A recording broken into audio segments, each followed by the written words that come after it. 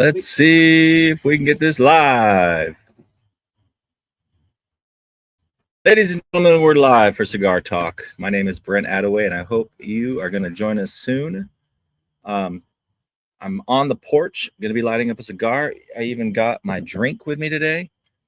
Some kind of mix of, forgot, looked it up on ChatGPT and told me, I told it literally what I have in the fridge and to make me a drink with some tequila.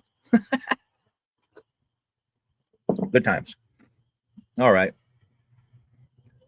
If you're looking for a link to join, I'm going to post it in the platform. It should post. I'm going to post it in Facebook right now, the link to join. If you want to join on stage, I'm pasting it in there is what I'm talking about, the link to join on stage. So we'll be talking. There can be up to 10 people. So just be the first ones in here. That's the goal.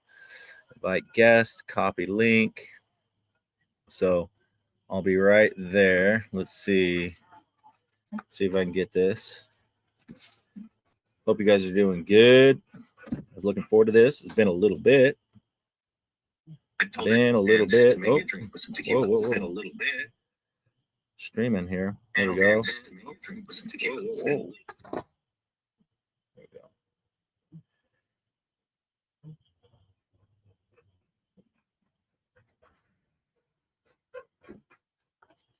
No. Rocky.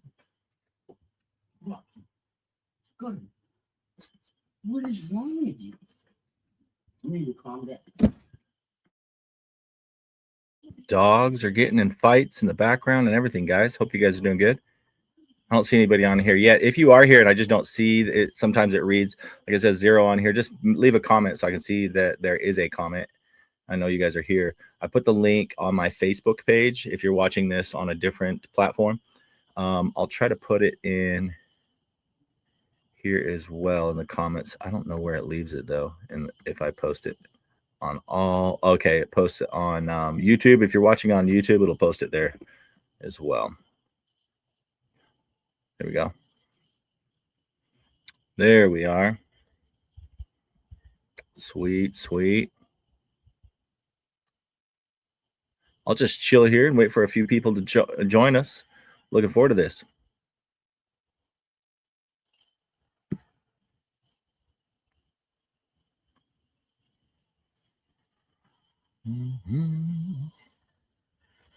Let's see if we can get some more people in here with me to hang out.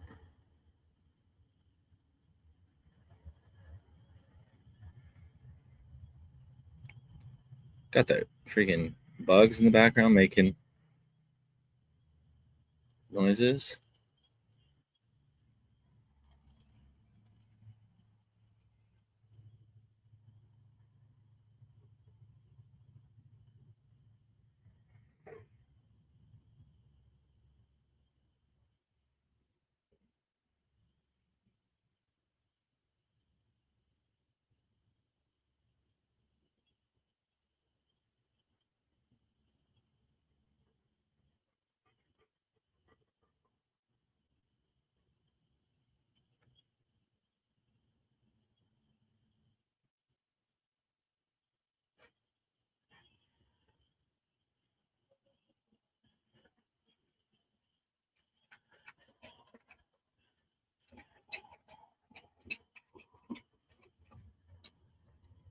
Nobody?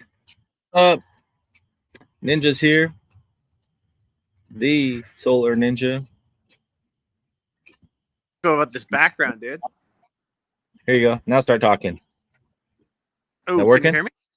Yeah, I can hear you. You hear me? Yeah, I got to switch to the headphones. Let me see what I could do.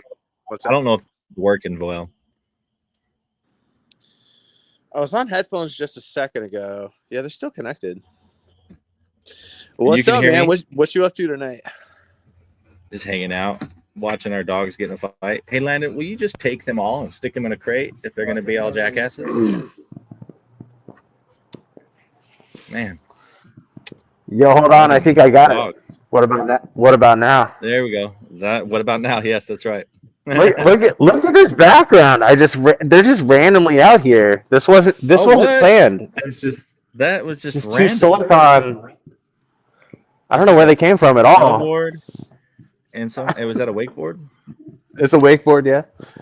Yeah. I think you and Alex Hall and Brandon maybe came up with these to promote SolarCon at what, 2? It was all Alex, probably all Alex and no Brandon. But yes, yeah, I'm just playing. That was a jab at Brandon for fun. But yeah, no, it was all them, all the halls. I didn't come up with that at all. Dude, does it sound like I'm like flying a Top Gun airplane if I talk through this thing?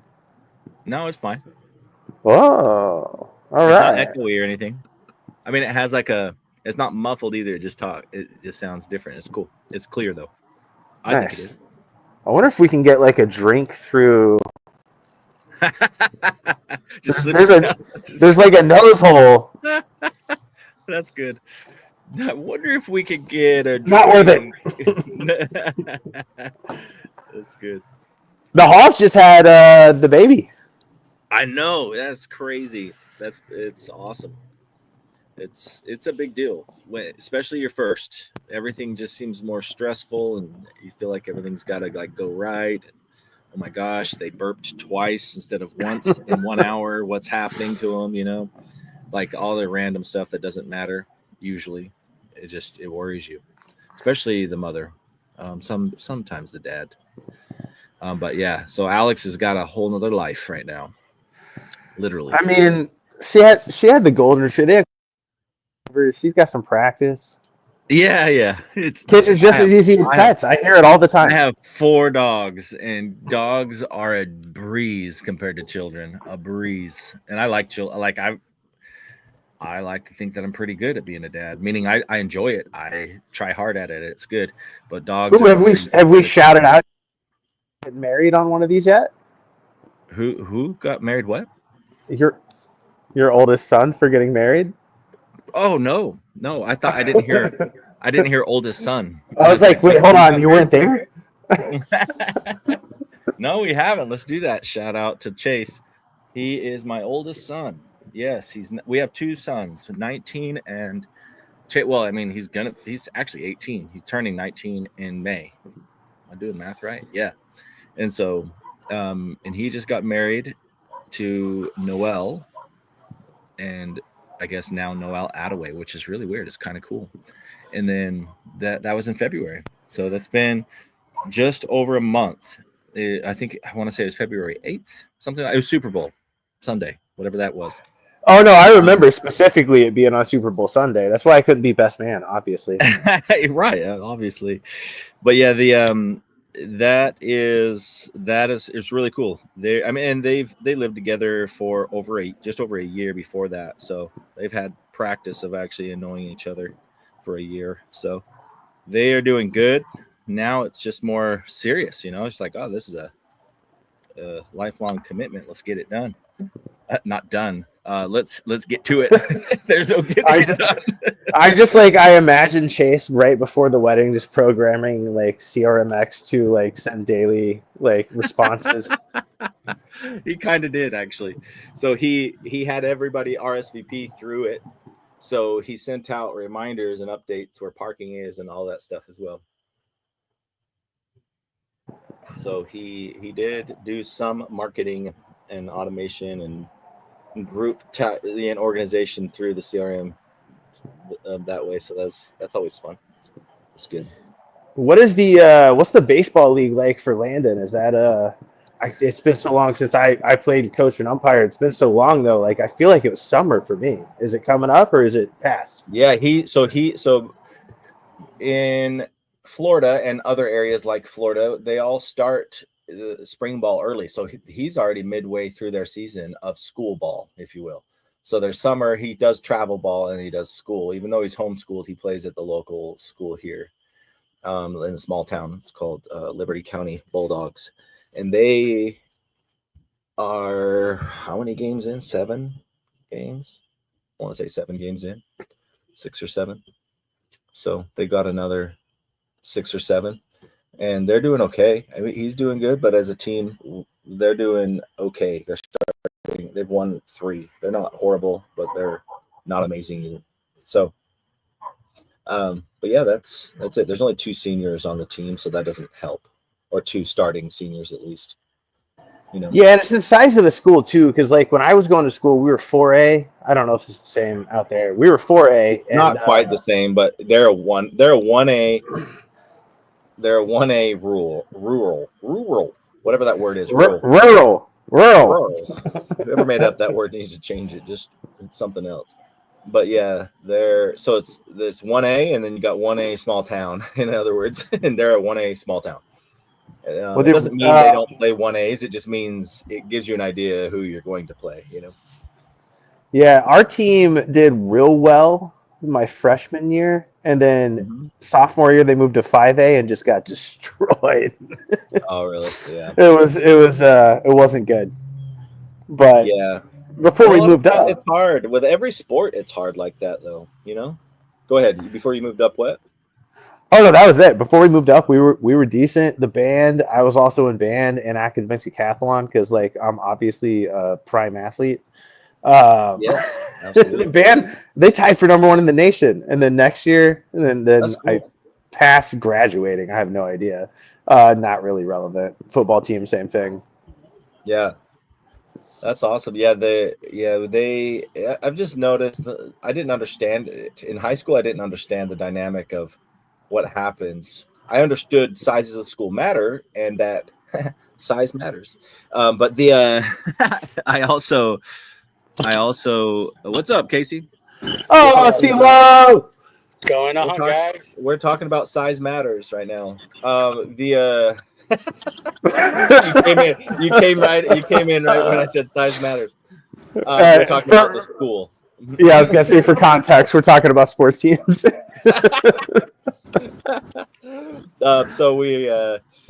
But yeah, we're talking. Yeah, so I guess what I'm trying to say is what you factor in is the school size matters to an extent, not always. But then again, sometimes it can be completely negated, and you just have like that 1A school that would usually get whooped up on a 4A does really well and even beats that larger school because they have 7 out of their 9 starters in baseball are seniors, and they've played summer ball, they've played everything, they've done travel ball together for the last 6 years, and it just happens to be their senior year, and they just dominate.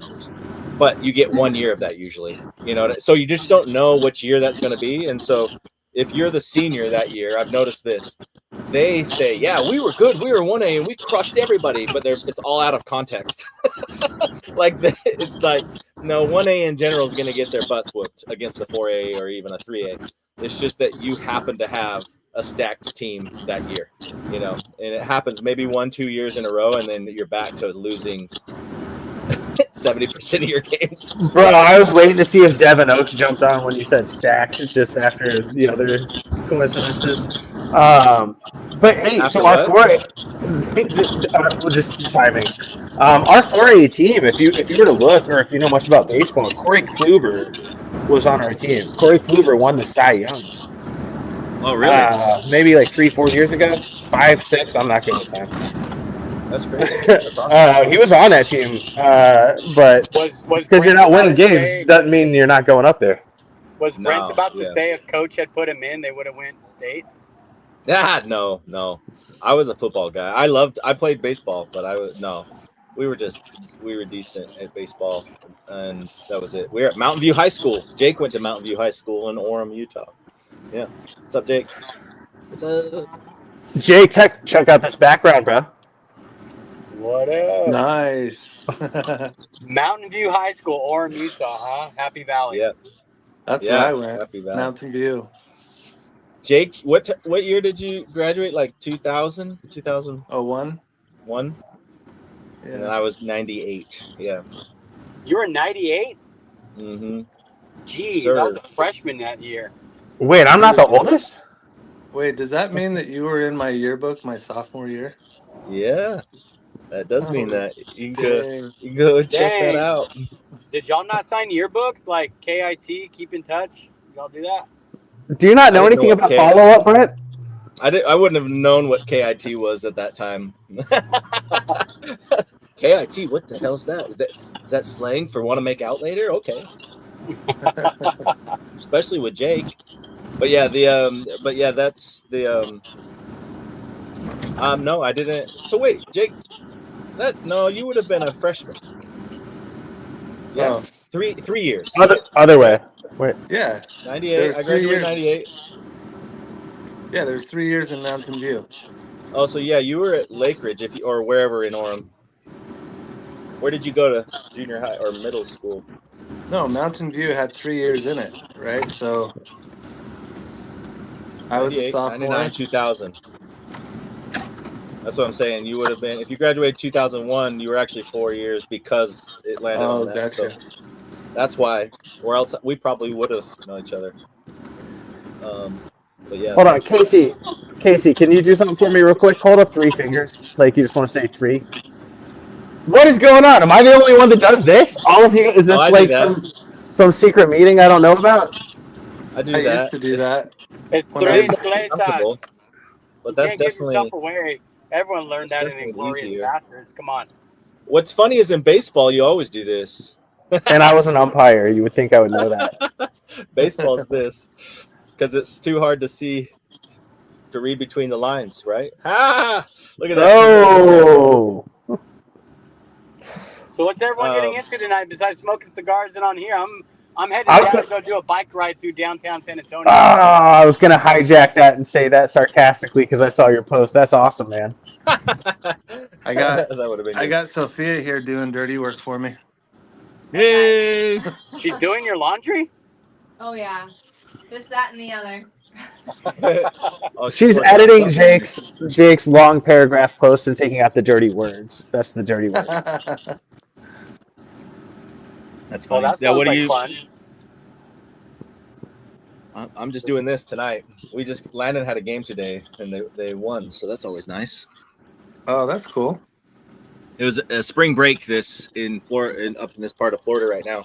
Started, they get the, you know how you do sometimes you do the early out day. So they had early out day, early game, because usually the games are like 7 at night.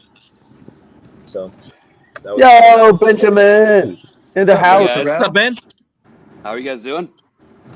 So good. How are you? Well, I'm about to light up an Opus X. Yeah. Ooh, in the theme of the night. Oh, and look at that. You got a board up on your wall too. Like people got water sports. I think that's a board. Wakeboard. Or no, not a wakeboard. It's a boogie board. Boogie board, yeah. Ben, where do you live? Do you have a boogie board? I am really close to Daytona Beach, Florida. Oh, okay. Ben, was today the sushi day? No, it wasn't. That was old video. I was just posting it. Oh, dude, it looks so. I don't even like sushi, and it looks so good, dude. Oh, it was so good. The best sushi I ever had, I think, was in San Diego. Really fresh. Well, San Diego is pretty fresh itself. Yeah, but freaking Brent hates it though. What? That's not me. That's Bennett. I mean, are you being serious or sarcastic right now? You moved away, dude. What is it? Actions speak louder than words. I thought you meant sushi. I love sushi. Oh. How can you move away from SD, dude? Like, come on. Dude, it was just time. And that was the middle of COVID. So I've only seen the worst part of San Diego, which wasn't even that bad, but the worst part of San Diego with children that are teenagers was not fun. Not San Diego, just California or higher I don't care what state it was. Higher restrictions. You know, it was just like that was insane. It was really weird. But yeah, otherwise it was actually great. We loved San Diego. I was gonna say the only raw pink fish I eat doesn't need chopsticks. Or wasabi. I don't get the joke. Talking about sushi, right? Yeah. Yes. Yeah. There's only one raw meat I eat. It's one raw pink meat. It's not chicken or salmon. What is it? It doesn't need chopsticks. I can't see so good on my small camera to see who that is. I saw the mustache and I thought it was James Woods. No, that's Steve. You guys need some more cigars and whiskey before that kind of talk? What's up, guys? Steve. All right, brother. Steve's diving right in. Coming in hard. How about the sports and weather we're having? Oh man, we were just about to have Christy, my wife, join us, and she probably just Oh, backed geez, out on I'm that sorry. one, Steve. Come on, man. I'm just playing with you. I'm just totally Can't joking. bring this guy anywhere. Oh, dude. Wait, how long you had a mustache going, dude? Well, it did like the Movember thing, and I hated it. And my fiance was like trying to get me to keep it. And I figure if you're gonna do it, might as well like lean into the pretentious, douchey Brooklyn, hipster d bag. So Oh, hold on. I can see the name now. That's clearly Steve. yeah, I just need some suspenders and like one of those bicycles with like a big front wheel and the tiny back wheel. Yeah. Make sure it's electric. There you go. Man, the last time I rode an electric bike with Ben Mack. Remember that for the get together, Jake, for the first solar con I was involved with at that condo. And then Ben brought two of his bikes, and we were cruising around, and we met for brunch at that place. Do you remember that, the egg place? Yeah. He's like, "Here, hop on." I was like, "You want me to ride this in traffic, like on the?" I was like, "All right, here we go." It was actually pretty fun. Obviously, funny. it was a good experience because I remember. Mac. Those things almost go too fast. Yeah, we were moving. We were moving pretty good. Well, let's jump into some top. We got enough people here. Let's do a 30-second round of what's going on in your world. Take 30 seconds and then just stop. I'll do a hard stop. Let's do like a true what's going on, what's important, what should we pay attention to, or just rant for 30 seconds. I don't care which one. But let's start some kind of conversations. Who wants to go? I'll go. All right, my rant. Politics in the Middle East. No, I'm just kidding. I'm just doing roofing right now, and obviously solar. Actually, and this could be an intro into what Ben's doing. I'm actually very interested in what you're doing, Ben. I was trying to reach out to you recently. I want to catch up, but I've got some homeowners that are doing mortgages. That it sounds like Ben's got some secret sauce in there. Me, you know me. I just network, show up, put on the ninja mask, have some fun. So I got nothing super crazy to report. Texas is an amazing market. But besides that, just figured I'd hijack it and get going. So who's up next? Casey. Yeah. Well, my hair is getting longer by the month right now. I'm getting these like little wave tails, and I don't know what to do with it. I don't know if I'm gonna go for a Josh Brolin look or if I'm just gonna like cut it off again. So like I have no idea. You gotta grow it out just enough that we can see it under that cowboy hat, Right? Flipping out under there. I am stuck between a bulk and a cut because I kind of like, went hard on some Tres Leches cake for like the last 2 months. So with SolarCon coming up and me being on Solar Business Insider, I could pretty much I've been going hard for like the last 60 days on trying to get my body back in order, which is why I've done, I did a 6-mile run today, and I'm about to do a 12-mile bike ride, and I did a 45-minute workout earlier today at the gym. So, It's serious. I've been kind of just Sophia focusing called on you an myself still a lot. overachiever. That what? Overachiever. Dude, I'm gonna come in. Keep going. Keep overachieving, Casey. I'm also trying to find a place that will allow me to kill snakes or find snakes so I can make my own snake skin boots this year for SolarCon. Because my other ones I've already worn twice and I can't wear them a third time. So besides getting ready for SolarCon, body-wise and mental-wise, I've just been focusing on myself a lot. So that's what I've been doing. Good. All right. Sweet. Jake's looking into taking my little guy to Mario Land at Universal Studios. He loves Mario, and we haven't been. I've never been there. That sounds good. I want to go to that so bad. It's got the Harry Potter world, Mario world. I think you'll like it. I'll be your other little guy, bro. Yeah. When are we going? I think I qualify to be a little guy.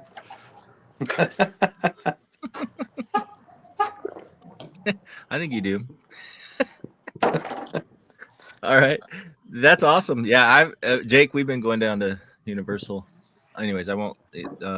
Ben, you go next. Oh yeah, sure. In September, in addition to doing the health insurance stuff I've been doing for years, I signed up with a company in Franklin, Tennessee, that basically teaching people how to pay off their mortgages in 5 to 7 years instead of 30. You don't got to change your budget. You don't have to get a side gig. Essentially, you're using lines of credit, correctly structured lines of credit to pay off, and you can pay off anything you owe money on. But most people, what's the biggest expense? It's the house, right? And so I've learned a ton, like a lot of eye-opening stuff about finance and how great mortgages are for the bank, not so much for the homeowner. I didn't know you could actually use lines of credit like HELOCs, home equity line of credit, if it's a first lien position, like they're first in line. If you die and you got to sell off the house to pay off the loan, they're in the first position, just like a mortgage would be. And so you replace your mortgage with a home equity line of credit. It's much cheaper, even though the interest rate's higher. You can get the whole house paid off. And again, same budget as you have right now. You can get it paid off in 5 to 7 years on average. And I guess the average savings is about $170,000 in interest. So it's an easy sell. I say compared to even health insurance. And gosh, I mean, it just feels good to get up in the morning and do that. I'm helping people and I don't know yet how to fit it into solar, because I still love solar, even though I don't work in the solar industry anymore. I think there's probably some room to help people out, because if they get a home equity line of credit that's a lot bigger than what they owe on their house, there's a lot of space in there for them to add improvements like solar, windows, insulation, things like that. And so I've been racking my brain. I'd love to hear some ideas from you guys. Well, really, in being just a referral partner, we can talk more on that. Your best option is just to make sure everyone doing what you're doing, but more intentional about it. I think that would be meaning just, hey, refer people over, because you literally have thousands of people ultimately that you would be homeowners that you're connected to. That would be a good idea.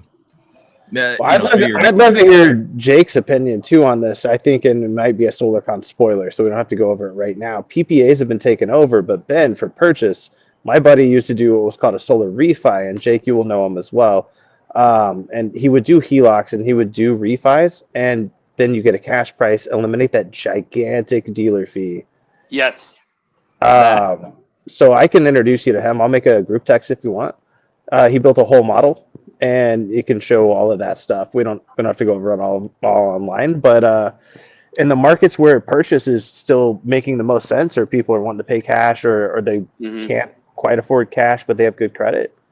It was so good savings a couple years ago. Obviously, interest rates went up, but it's definitely viable. I'm not educated enough to speak on that, but I could definitely introduce you.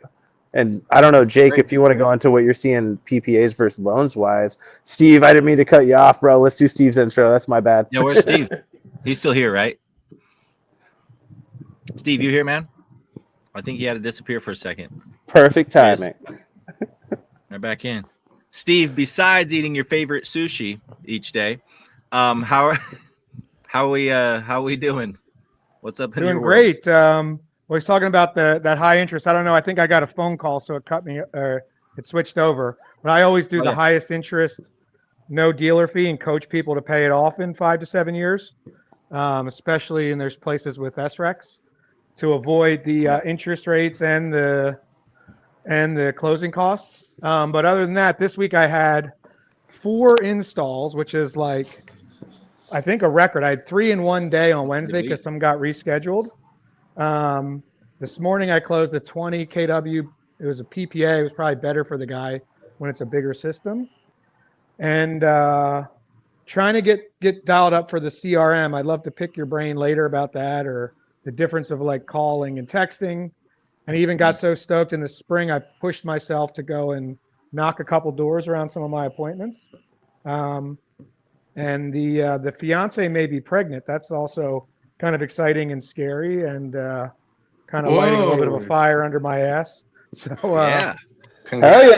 Congrats.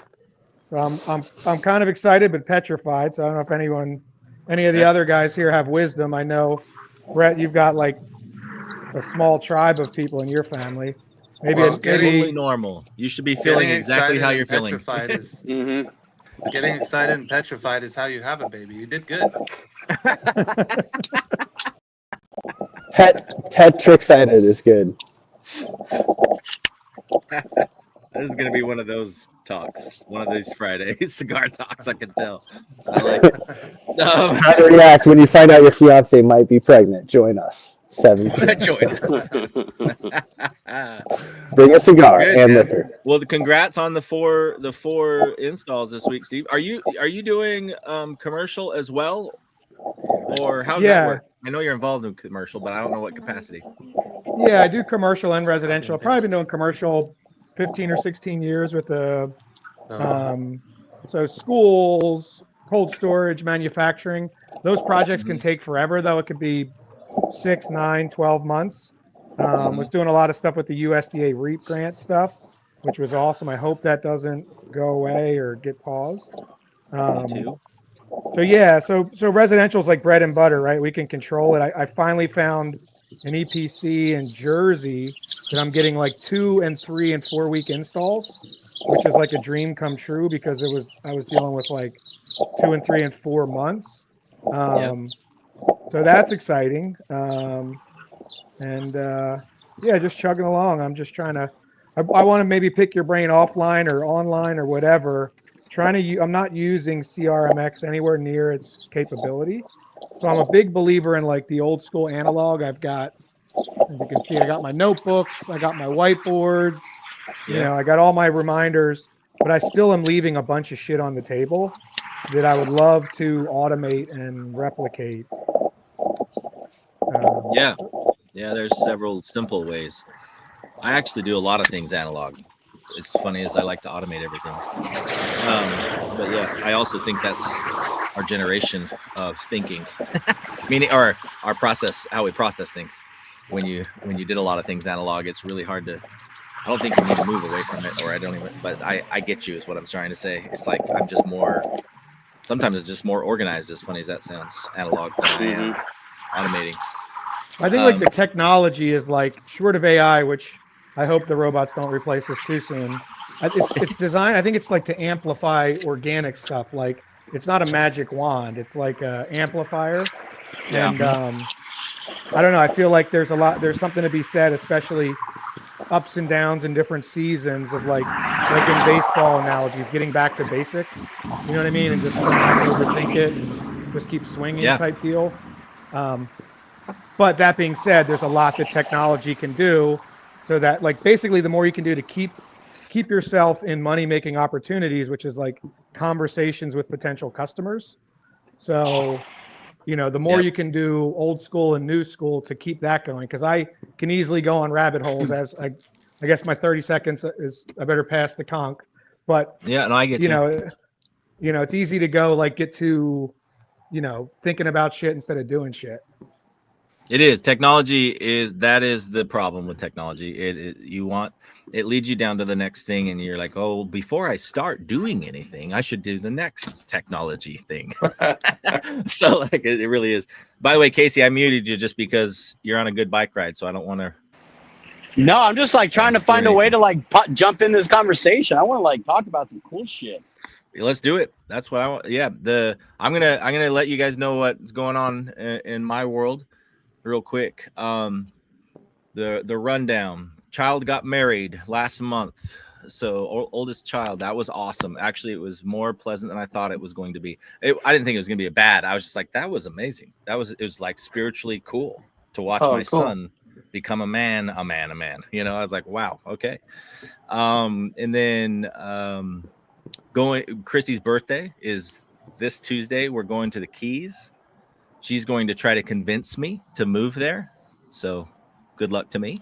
Our 16-year-old just got his license, not his learners, but now he's got his license 3 weeks ago and we have gained 15 hours per week of driving freedom. I don't even know. I'm literally like, wow, this is so easy. Life is so easy when you don't drive your children places. And Christy was doing majority of it. I'm not, but I work from home, so I do a ton of it. And baseball games or practice, just baseball practices alone. Oh, we don't drive him. It's fantastic. Yeah. Hey, where's freedom. Christy talking about you moving? Florida Keys. So we're going there for her birthday. We leave in the morning at 6. We're gonna go down for 4 days. Just her and I, hang out in the Keys. Isla Morada is what it's called in the Keys. Dude, that's amazing. Are you excited? So we're gonna go. I am way excited. We're not gonna move there, not right now, but not with that mindset. She's just don't go in October. Right. Don't go. And watch out for the square grouper. The square grouper. Square grouper was like the 70s Tony Montana when they were like doing a lot of import export, more import, I guess. And so square grouper would be like bales of contraband that like fell off. They would like float up to shore. Oh. Fishermen would hook like a bale of ganja or That'd be crazy. Like, oh, I got something. Oh, I got something. I wasn't too far off thinking it was a fish. You had to cut a square like in an ice hole, not a circle, but it had to be a square to get a certain type of grouper. I was close though, fisherman. I was on the right side. I thought it was a dirty joke again, so I was like, no, not dirty joke. How do we relate dirty group or square grouper to my brain's not created enough, but I got square grouper. It makes like Back to the Future and like neon clothes and synthesizer music. Like that's the only way that makes sense. I'm glad we came of age, or I came of age after that. Because I like the first half of that movie looks great, but then the second half of that movie is always shitty. So I'm glad I never went. I was never intrigued by that route. You know what I mean? Right. Although like 80s Wall Street could have been maybe fun for a little bit. You said oh, sorry. Yep. What's your name? Go ahead. Steve? It's Steve. That's Steve Reynolds. You won't. Steve Reynolds. Just go. Yeah, he has a group as well. Joe's joining us. Everybody just welcome Joe in like big time. Everyone just start celebrating Joe. Here we go. Joe Montana. Joe. What up, Joe? What up, Joe? Oh, most man in the house. Okay, we can finally start, guys. We've been waiting 37 minutes. Brent, I could hear you backstage, right?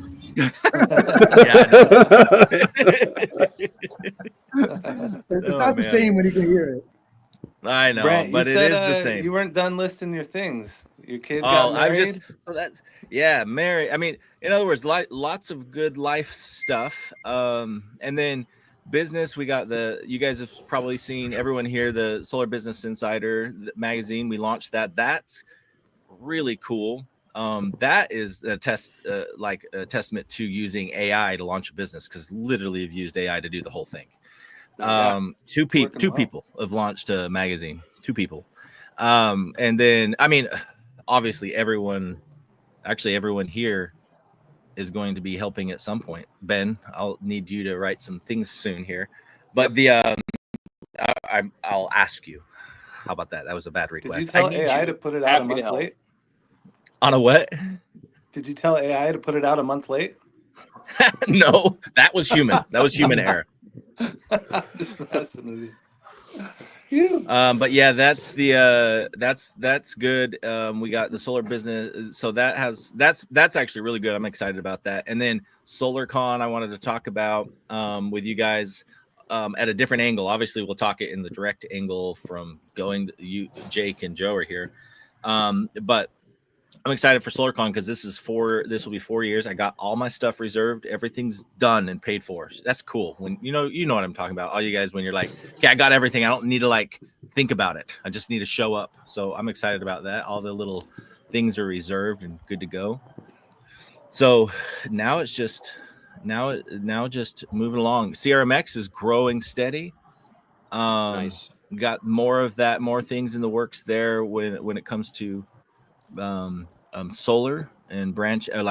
We got some like our solar 2.0 we've been fine tuning, solar edition of CRMX 2.0, so that's cool.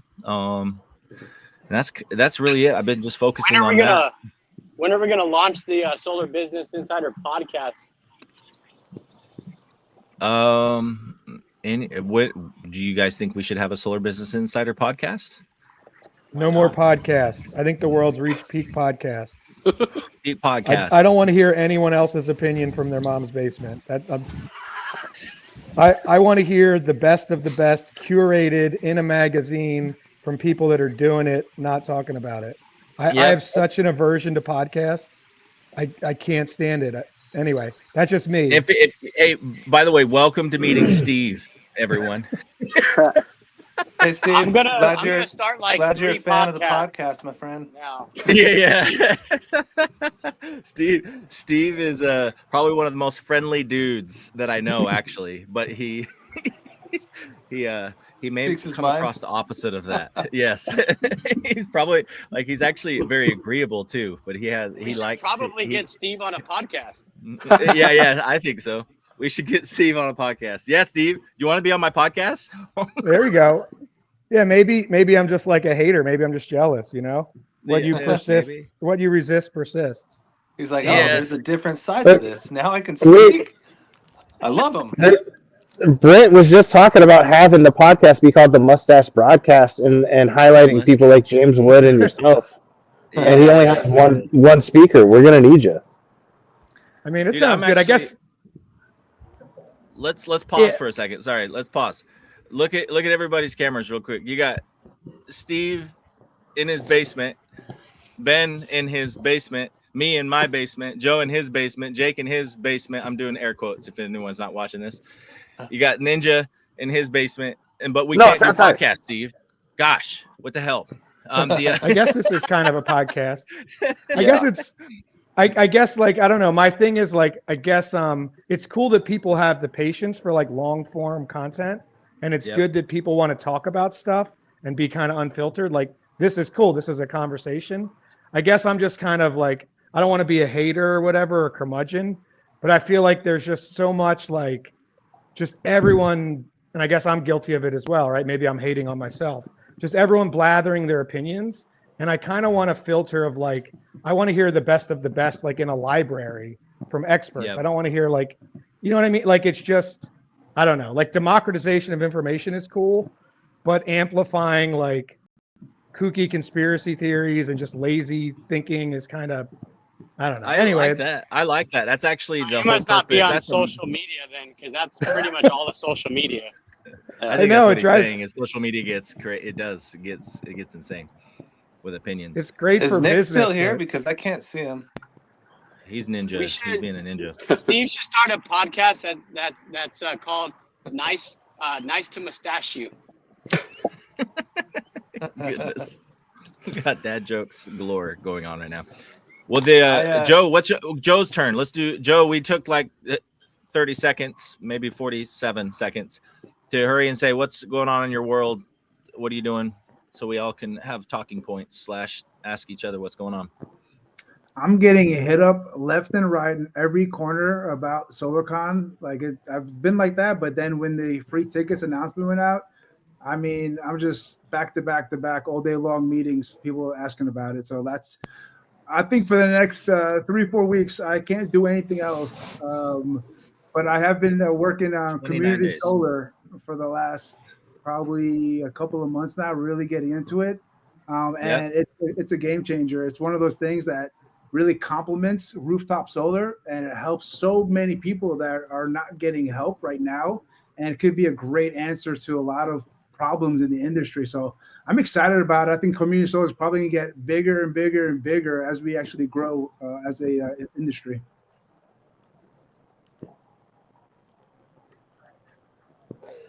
Yeah, I might have been guilty of hitting Joe up on the same day of that SolarCon announcement. Joe, I saw there's a new rising star named Max in a video talking about Michael O'Donnell. Max made his video debut. The key is to get your kids doing content for you so you can write them off for your taxes. Did you guys know that? Put them in a couple of videos. They're working for you, baby. So I got him working up to 15,000. I'm making up a number, but it was something like that. Steve, take notes. I know you don't like podcasts, but your fiance might be pregnant. This one could help you. Well, this is a good conversation. This is actual experts here, so we're gonna give Steve shit this whole time. This is gonna be fun. I've got updates of what I've been working on. Yeah. Helio Gold brought me back in. We're doing 3.0. Yeah, baby. 3.0. Let's go. Oh shit, San Diego. Well, give everyone the background of what was 1.0, so they don't know your background. Maybe So I made my first solar company was Helio Gold 1.0, and then ended up selling that to Jason Castellano, and he made it 2.0. He went through it for a few years, turned it into an installer, and now we've teamed up. He hired me on, and we're 3.0. Helio Gold 3.0. We're building it and structuring it, and I also have a company that I'm going to be the CRO for. Both of them know about each other, and they're licensed in 28 states, so they're big time. And I'm going, and one of my passion projects for on the Helio Gold side, Brent knows the lot in La Jolla. That's that's where I hung out with Brent. I think it was the first time I hung out with you, Brent. Right, the lot in La Jolla. Yeah, Is that movie theater? Yeah. I rented that out, or I'm sorry, I have an agreement to rent that out every Tuesday at 8 a.m. because one of the best ways I generated leads when I had my company was a networking group like BNI. I just am not patient enough to sit there and give everyone leads until they can trust me. So I created my own networking group called Network Yourself Now, and ended up getting it up to about 80 people. And it paid for itself, and we got leads all the time. So I'm in the process of building one of those. But now that I've learned some new tricks along the way, like conferences and marketing, I think I can turn this one into a bit more of an elite networking group and kind of elevate it as an asset to Helio Gold. So those are the things I'm working on. I'm able to do that because Joe's handling SolarCon and I don't work on SolarCon at all. So Yep, I knew it. I knew it. I knew it. Do you know about the? Have you ever heard of the Junta? No, what is it? It was Ben Franklin started. It was basically like a lending library, kind of one of the first masterminds, like back when books were super expensive.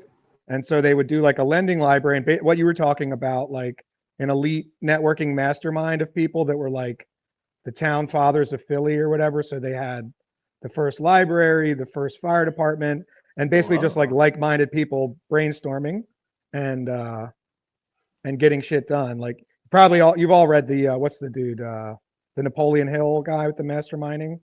Yep. Yeah, Think I and have Go no idea, Rich. Ben And Franklin. yeah, That with the books being expensive and forming a group like that, that's kind of cool. It makes a lot of sense. That was a good idea. Yeah, Ben Franklin was the OG. He like he was like cool ass Renaissance man. He was also kind of a weird freak too. He would like swim and do weird stuff that was, not the norm back then. But yeah, talking about like the internet analog stuff, like the power of books and ideas and how it's kind of amplified in the digital age. You know what I mean? Yeah. What are some other things, Jake, that you found like old school? I've been trying to think about old school kind of ways to like network, generate leads, like that we may have forgotten about. Like I've gone back to events and I'm trying to get some channel partner things going with like local businesses. What was some of the stuff that was most successful for you? I dabbled slightly in mailing campaigns, but Brent is the expert in that. It worked really well, honestly, for Helio Gold. It worked awesome. But mailing campaigns, I don't know. I feel like they still work.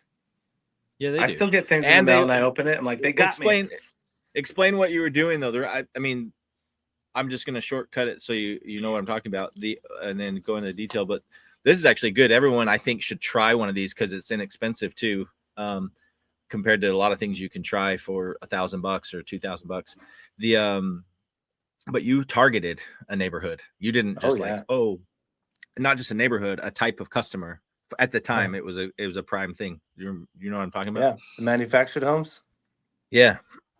We so the manufactured homes, some of them, are comply with the financial restrictions, and it only has these manufactured home neighborhoods. They only have one address, but their unit number is different. So all you have to do is go find the biggest unit number, and then send mailers to one through that number.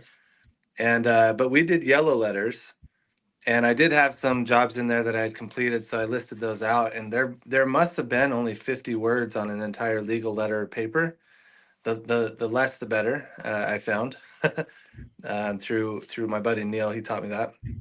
But yeah, I think just from that one mailing campaign, I think we pulled in about 15 closed or installed projects just to one neighborhood.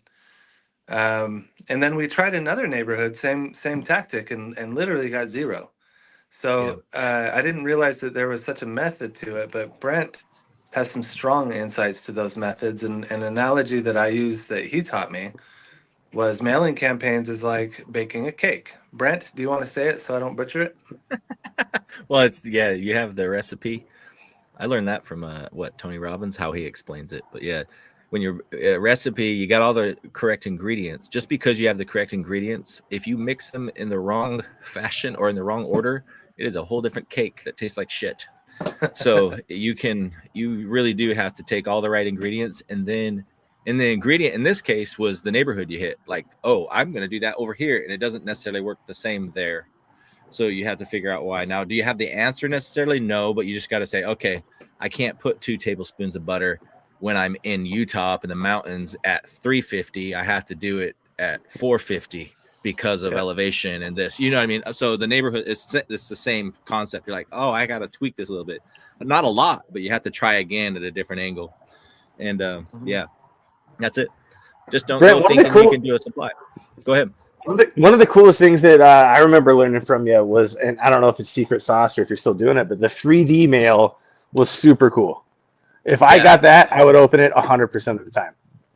Yeah, it gets opened every time, like no matter what. Even if they throw it away immediately, they're just like putting a key in there or something. Yeah, a key or a little army guy or a little like dice or like a little sand timer. Sand timer, your time is running out. Your time's running out. You just got to relate it, and you get goofy with a little bit because the people appreciate the creativity and the try at it. And then if it is what they're looking for, then they'll read it. If it's not, it's no different than you and I.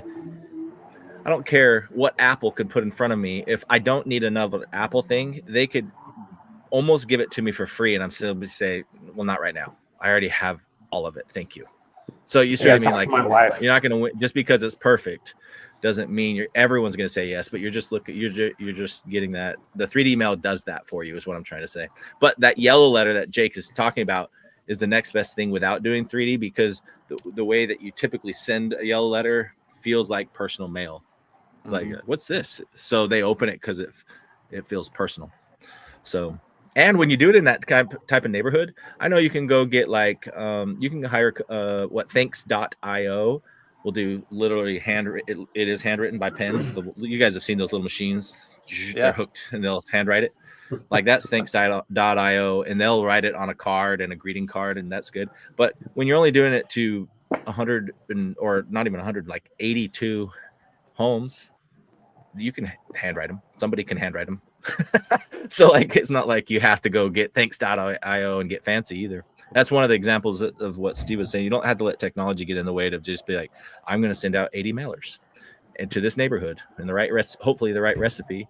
And then, but that's when I said a couple $1,000, that's like $200 that we're talking there. Send those out. That's nothing. Yeah. You can send out $200, $300 per neighborhood and try. But yeah, Steve, it's a good question. Like old school ways, but being creative.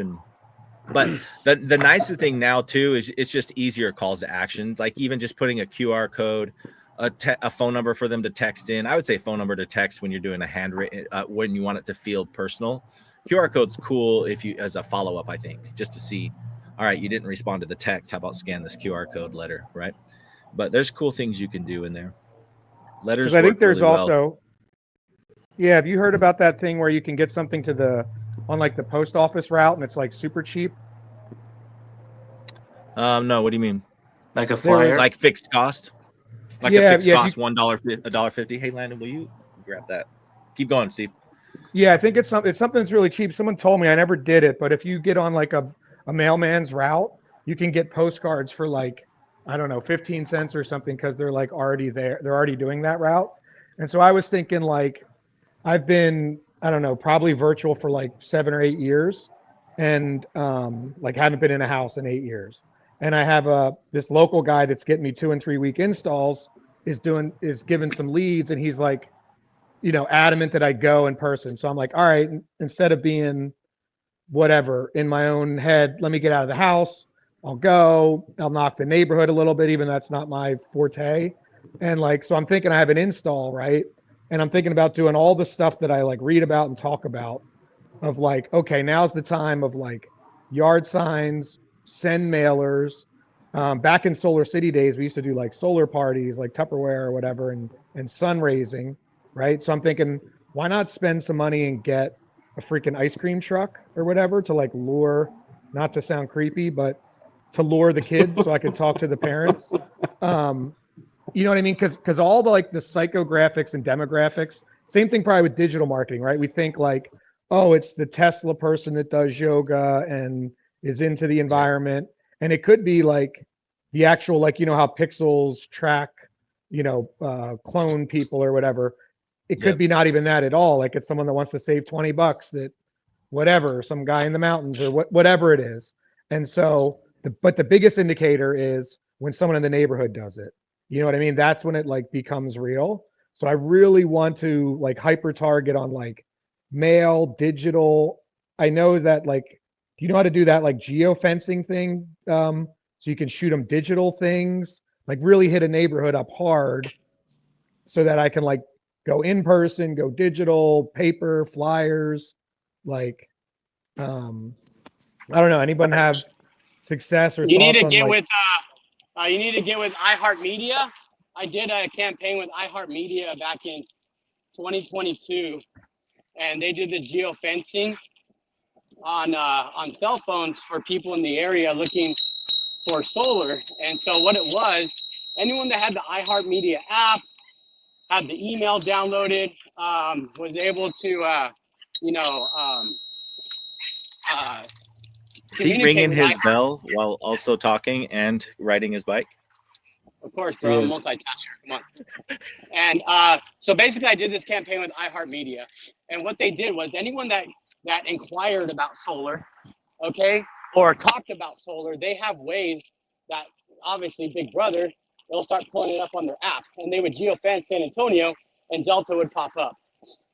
Specifically, like, hey, go solar, zero down, or whatever you wanted the ad campaign to be, and then we were able to send text messaging campaigns to everyone that had the iHeartMedia app, and you can geofence it for certain zip codes, certain cities, like whatever you want. Here's where I'm getting at. iHeartMedia has data, right? Yep. You have data. There's AI companies that can send out campaigns to your previous customers, and you can get residual business back from them in an industry where we thought you couldn't get residual business. Like once you sold it, it was done. So we're entering this data-driven industry now where, getting customers right now is a short game, but the data we've all been collecting for the last 15 years, that's the long game. Those are the $1 million businesses or tens of $1 million businesses. That's what people want to buy out is data. So if you can find a way to start collecting more data, that's my recommendation. I mean, you got so many AI companies, you got laws trying to be passed where they can't collect, or use recycled data. But there's how many sales organizations with thousands of sales reps knocking tens of thousands of doors a day, and people don't realize how much that data is worth. And if they do, they're doing something about it. Yeah. That's the biggest call I get with CRMX is we're knocking a bunch of doors. Is there a way we can like text all these people? I'm all, no, not legally, but you should be using the data another way. Like texting's not the only thing you can do right now with all that data. You just sent out how many people on a blitz for how long, and you knocked how many doors or talked to how many people, and it's like usually 3,000 people in a month. And you're like, and you did nothing after that? No. Okay. I mean, that's cool. I get the purpose, original purpose. First things first is get make it happen, the original deals. But you got to think a little bit long term, and you got to read the book Compound Effect, and then be like, oh, I can keep compounding on top of itself. I do this again and again, whether it's blitzes or not, guys. I'm just using an example, again and again. And Steve, I think that's what you're getting at. Is I'm doing so much of this stuff, I just need to use it. And then, but the compound effect is actually what's happening. The strategic approach is this: whatever medium you're using are you using it deep? Are you going deep with it? And so I learned this from Dean Jackson. This so blew my mind on how overcomplicated I make things. Even when I think I'm making them simple. And he's like, he's all, how much time I was on his podcast, and he was talking about how much time we were creating, like he calls them shenanigans. Come in and be on my podcast, we'll get some shenanigans. And we talked about referrals specifically and like a raving fan process behind that. But think of it this way, guys. This is actually pretty big. I haven't thought about this in a minute. And he was just saying, if you find out and just dedicate a certain amount of hours, you'll find that it's about, if you spend 100 hours for every customer you get, you spend 100 hours with them over the next year, or over the next, let's say, a year, or 10 hours. It's not 100 hours, 10 hours over the next year. And those 10 hours are dedicated to do certain things. And what you're doing is making sure that you then say what things have to happen in those 10 hours. I don't mean your personal 10 hours. I just mean, if you just chunk it down to what activities you have to do per customer. Well, one, we put the yard sign out. Boom, that takes a half hour. Then we do this and this. He's like, you can always break it down into 10-hour chunks that will compound customers galore after that. You just got to figure out where you're going to spend that 10 hours with that customer. Like, is it asking for referrals? Is it this? And and again, it's not you. It's just the process. Think process first, not who's going to do that shit. And it's like, what are the most effective things? Because a lot of times it's not digital anything. It's just what Steve and Jake were just saying. And what Casey's saying is taking the data and then doing some of those manual things. But if you have a team doing that, man, most of the team, I just got done interviewing Abby Buckmiller, because she's going to be on the cover for March. And she's just talking about some of the big things they did, the biggest things they did to go to $200 million in 3 years, which is a lot of money. I don't care if you're an installer or not, to get to $200 million in 3 years is a big deal. It was all the simple things like that. It was all the just taking care of the customers, the phone calls, this and that. And I would, for us, when Jake was helping us with our dealership, and we were a small dealership by all means, like we were just small. We were growing, but we're small. And I think our peak month was 88 installs. The next months we would have been 120 and 140, and then that's when we sold. So it's not huge, but a good size. And peak months, by the way, not average months. And but when you do that, you start seeing all the opportunities missed. And then Abby was like, yeah, I don't think I asked her the question, guys, and we should discuss this right now. Where's the dealer model going? Is it dead? And then, but also the installer model and what's happening with those two. How is it going to evolve? What it's going to become with any regulations, if any. I'm sure there will be. And then, but then she just said, ultimately, though, it's going to come down to the companies that are going to survive the best in an economy like this, which I thought I agree mostly with, is the ones not trying to do the 200 a month, the 300 in scale. They're going to be solidly doing 50 to 60 deals, like clockwork. The dealers that survive through this, the installers, not the dealers, sorry, the installers, the ones that are still around and not imploding, they're going to get to a spot where they're doing the 50 to 60 installs. And the ones that survive the longest, like I'm talking on averages, guys, generalities here. Yeah, generalities. So I know there's outliers, but they're the ones doing in that realm because they can control everything and they can profit at that level, at that scale. They can actually profit and take home money and live. As soon as you get beyond that, it starts requiring more lending and more debt and more structuring, and it starts a little more out of your control. And that's not a bad thing. She's just saying right now the economy is shifting and getting rid of all of the ones that are unhealthy naturally. And hers was one of them. I mean, she's not trying to be biased here.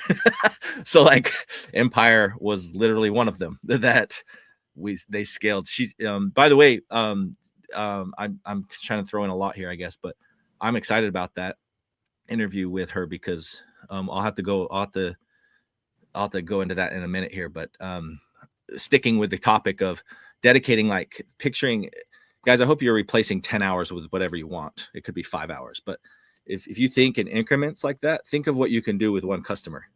Like when you take care of a customer on an install and how you eat that home and what you do, what things happen no matter what, and you never miss it with a customer, the compound effect at the end of a year, and then 2 years, and then 3 years, you wouldn't have to hardly do any advertising. It would outside advertising to try to get new leads. It would just be all internal advertising to your customers constantly, generating new business. And I don't mean just referral business. I mean stuff like you were talking about. So that excites me because it means less work, less people, more profits, and happier customers. And if you can get all that, that's one happy person or a team. So I literally just ordered a bunch of yard signs last night, and like going back on this, like trying to go back to basics thing, fundamentals, but also leverage technology and psychology and like thinking about it. You know what I mean? But you don't want to overthink your swing type deal. And so I got the yard signs, and it was like, I've also just recently been working with some local EPCs after being with a bunch of, still have all the national people for out of state referrals and all that. But it was so refreshing, and it's so simple and basic of like kind of maybe like HVAC or roofing, of like really dialed in at like a state or a few states or regional. And like, oh, it's actually a construction project. You know what I mean? It's not just sales and this, like, it has to be done really, really well, especially when you're working on referrals. And then just those touch points that like my dad was in construction, like he had residential and then commercial construction, never advertised other than like our Little League t-shirts, but just word of mouth, right? Like what was the old school stuff that old school contractors maybe were in the yellow pages, the mafia, like these best brands that are word of mouth type deals. They're like, I know, but I forget sometimes of like, all right, the yard sign. Then when it comes time to register the SREX, then, you know, mail them a gift, put their birthday in, have them like automate, send them a card for their birthday and for Christmas. Like, and I forget to do all this shit. You know what I mean? But I think that's like the thrill of the hunt and like chasing new stuff, which I love, but like, there's so much we're just leaving. And that's why I also want to get all those people into CRMX City, like get all those people into CRMX so that like, if I'm not like, you know, when I'm with them, I'm their best friend and I'm like, you know, petting their dog and they're talking about their fishing trip. But then like a week later, I forget everything. You know what I mean? And so I talk to them. So I think that's where you can take all that old school stuff, but find ways to like automate it. You know what I mean? Right. Yeah. Dean taught me something on that. So let's go right. Find ways to get them to be involved in your bubble, I'm looking for the right word, your culture of things, your environment, your company environment, any way you can by doing that. So in other words, it's good that they touch base and reply, and you should do those, send a birthday, send an anniversary, and then typically one other thing, but like 3 touches a year, that seems personal or is personal per customer. And by the way, you create a budget around that too, right, guys? So like you have, cool, we spend $350 per customer per year. Like, and then you figure out how, and you can assign somebody on your team once you get to that size. Their job is to basically make the most of $350 per customer per year and those 10 hours that you dedicate towards them, right? And what happens though is what you're doing every time you're doing that, you're trying to get them back into your world. So you invite them to be on a podcast in the basement. You invite them. I'm just joking, Steve. You invite them to that company party. You invite them to, in other words, you re-engage with the relationship again, and the friendship starts again. Does that make sense? So now you're at top of their mind. They're at the top of your mind, and things happen. And then you compound that, and now you have 12 customers. You're doing that, and then 22, and then 50. That's when you can't do it by yourself, but you have a team, and it becomes a culture of things. It's pretty cool. When you do that too, what's one of the most satisfying things for me from 2 of the companies still, first company I've ever had, I somehow learned all that and did a good job at it, probably because I had no children at the time. And congrats again, Steve. I have, yeah. Congrats.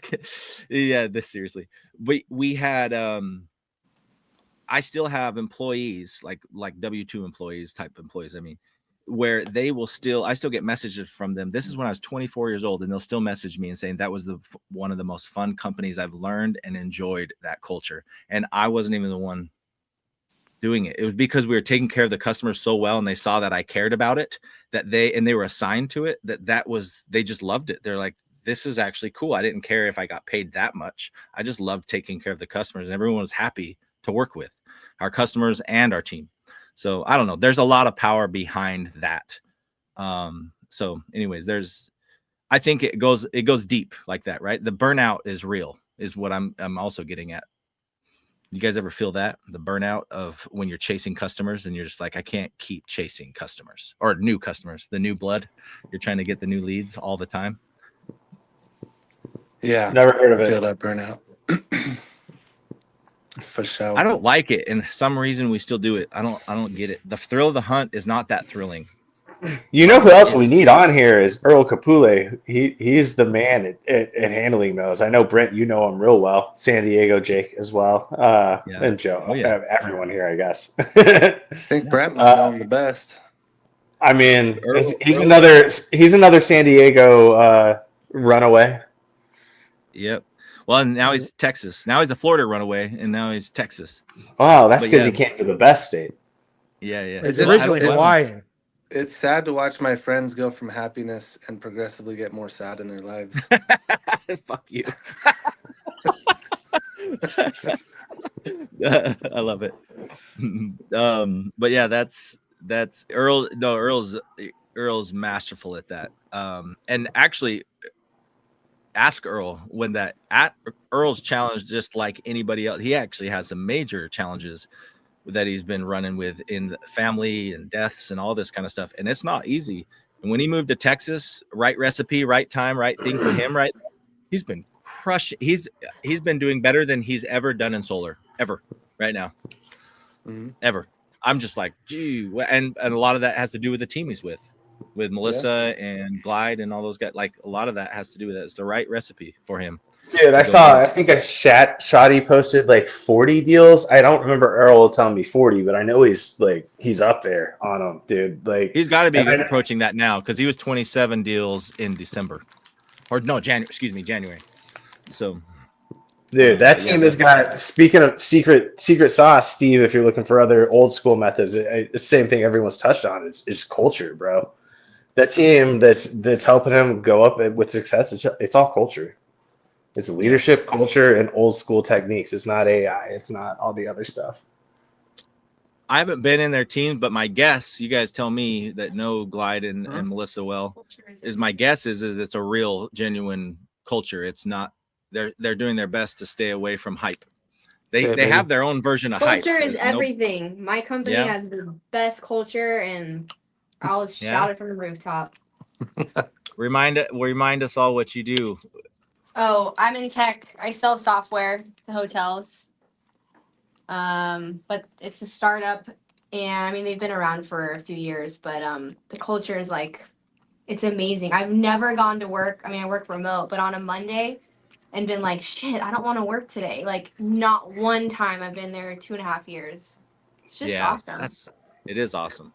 Right now, she's helping me with, we're going to be doing a news report on a lawsuit, and she's helping me form it all right now. Oh, I love it. That's good. The Sunder Freedom lawsuit. Ooh, that sounds juicy. Is that cigar talk worthy? What's that? It sounds juicy. Is that cigar talk worthy? What are you allowed to say? Oh, it's intense. I've been studying it for the last week. Like, we were in here all day yesterday. We've been in here most of today. It's a full grind. Like, where's my note? Oh, like, I have the full notes on everything. I have tens of pages of this. Like, all the documents are 75-page documents, and just studying through it, highlighting things, using AI, creating slides, formulating a podcast. We have a landing page because it's really, really big news for the industry. And so we're covering that story, and there's not some happy people about it, but where can we find what you find out, like when you're ready to share it? Because I know you probably can't talk about it. If you don't see it when I'm ready to share it, then I have not done my job well. Fair enough, Joe. I almost had O'Donnell hop on. I was gonna text him too, and I saw it. Is he working with Sunder now? I don't know if that's probably also in the same thing we shouldn't talk about, but I swear I saw them saying Sunder on a bunch of their installs. Yeah, they're not hiding it. No, they're not shy about it. Sunder is providing them a lot of installs and actually helping them expand. They just expanded to Florida with Sunder. Yeah. So, yeah. Yeah, well, that's awesome. Well, Brent, just to change topics and jump back in, I know Yeah. Melon, Cass, and Shalev real well. Dude, the culture couldn't be better. Like, they've got team meetings. They got Eddie Wong's in there, JC Giraldo. I don't know if I know, Ben, you probably know him from the Gratitude Mindset. They're out there doing, like, affirmations and just getting each other hyped up. Like, not hype culture, but, like, community, good culture. Yeah. And man, I haven't seen better culture than what I've seen with them, and I don't work with them, but it's very solid culture. Yeah, Eddie he was on our team at Switch to Solar, but see, that's Earl was there. Same was Taylor Armstrong, and then Eddie, and so I think that's where Eddie and Earl met, or first worked together, and so I got to know him there. And Eddie's definitely into that and has a very good.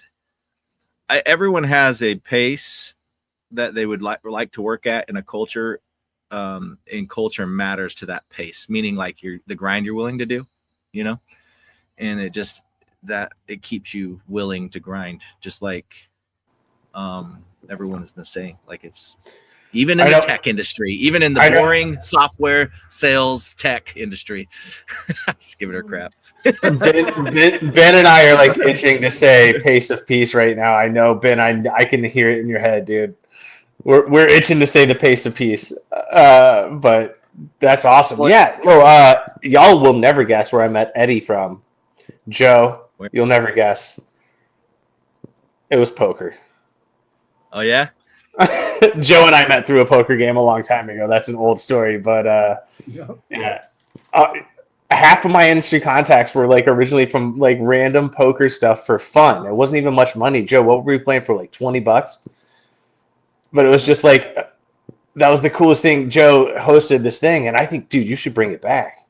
Where it's people from the industry, everyone gets in. It's not much money, but we all get on Discord or whatever. WhatsApp. The tournaments we did back in the day. That's how I met you, dude. That was how I met you originally, like however long ago. And then I met Eddie from Earl at a poker game I hosted with at James Ramos' office. So it's but dude, that community poker game, it's fun because it's poker, but also we all just talk shit and gossip about solar, man. You need to get back and host that. Yeah, that was great. Why'd you stop? Priorities, baby. You know what I mean? You gotta make priorities sometimes. No, Joe has too much free time. If there's one person that could create amazing culture that you would want to work under, it would be Joe Moose. I agree. Fun, baby. He's a very positive and smart dude to work with. But speaking of that, Joe, positive. Speaking of that, why don't this would be a good thing to explore them. So we're all talking culture and teams, and yet I think, let's see, Casey, you got your team. Ben, I think you work from home, Ben, most of the time. Yeah, I work from home all the time. Steve does, insurance, Ninja, other stuff too. Yeah. Yep, Jake does, Joe does. What do we do to like build the culture better remotely? And I know we can all go Google that or /chat it, AI it, if you will. But like, that'd be kind of fun to collaborate on like 2 things that we try over the next month to make the culture more fun remotely. Just a couple things. Non-serious answer. It said Friday night cigar talk and a monthly magazine. Oh, hey, look, we got freaking OG of cigar talk with us right here. Matt Mitchell just joined us. Matt Mitchell. What's up, Matt? Yo, what's up? Matt, you're on, man. Am I on? But yeah. Oh, yeah, what's cracking, boy? Yeah, we were just talking. I really do want to know your guys' opinion. Even if you're like, no, I don't want to talk about it, just tell me. But that would be really cool. I feel like I enjoy these conversations. Nick, you're probably right. We need to do more structured things. But I'm talking even on our own team. So like SolarCon's a good example. SolarCon's pretty much remote, but I'm sure there's ways that you guys want to improve culture within the team because it's why not, right? And then same for me and CRMX and SBI or Solar Business Insider. Like I want to do things that started off good. I think it's easy for me. I get lazy with it sometimes though. It's actually more natural for me if we're in the office. It's easy. I can I'm more creative for some reason that way. But when I'm not, I'm like I just dig in to work on my computer and or calls or like I'm working. So well, what kind of culture are y'all trying to create for yourselves if you have no one on your team? I'm just actually curious. I'm not trying to talk shit here. Well, I'm talking if you have people on your team. Yeah. If you have people on your team, but you're working remote, what are you doing to do that? But yeah, I guess for yourselves, let's start there. That's a good start. I mean, why don't you like implement like a virtual Wednesday or virtual Friday, and whoever picks the best spot where they're working virtually at has to post it, and someone gets like a $200 Visa gift card if someone ends up at a beach or someone ends up like at their swimming pool or I don't know, wherever. Like, you can kind of like, casual Fridays. If y'all remember that, if you ever had like a real job. Yep. Yeah, casual Fridays. You can almost institute like, hey, whoever has the best virtual place that they're working at this week, wins like a $200 gift card. Whoever has the worst one has to ask for moose knuckle sauce.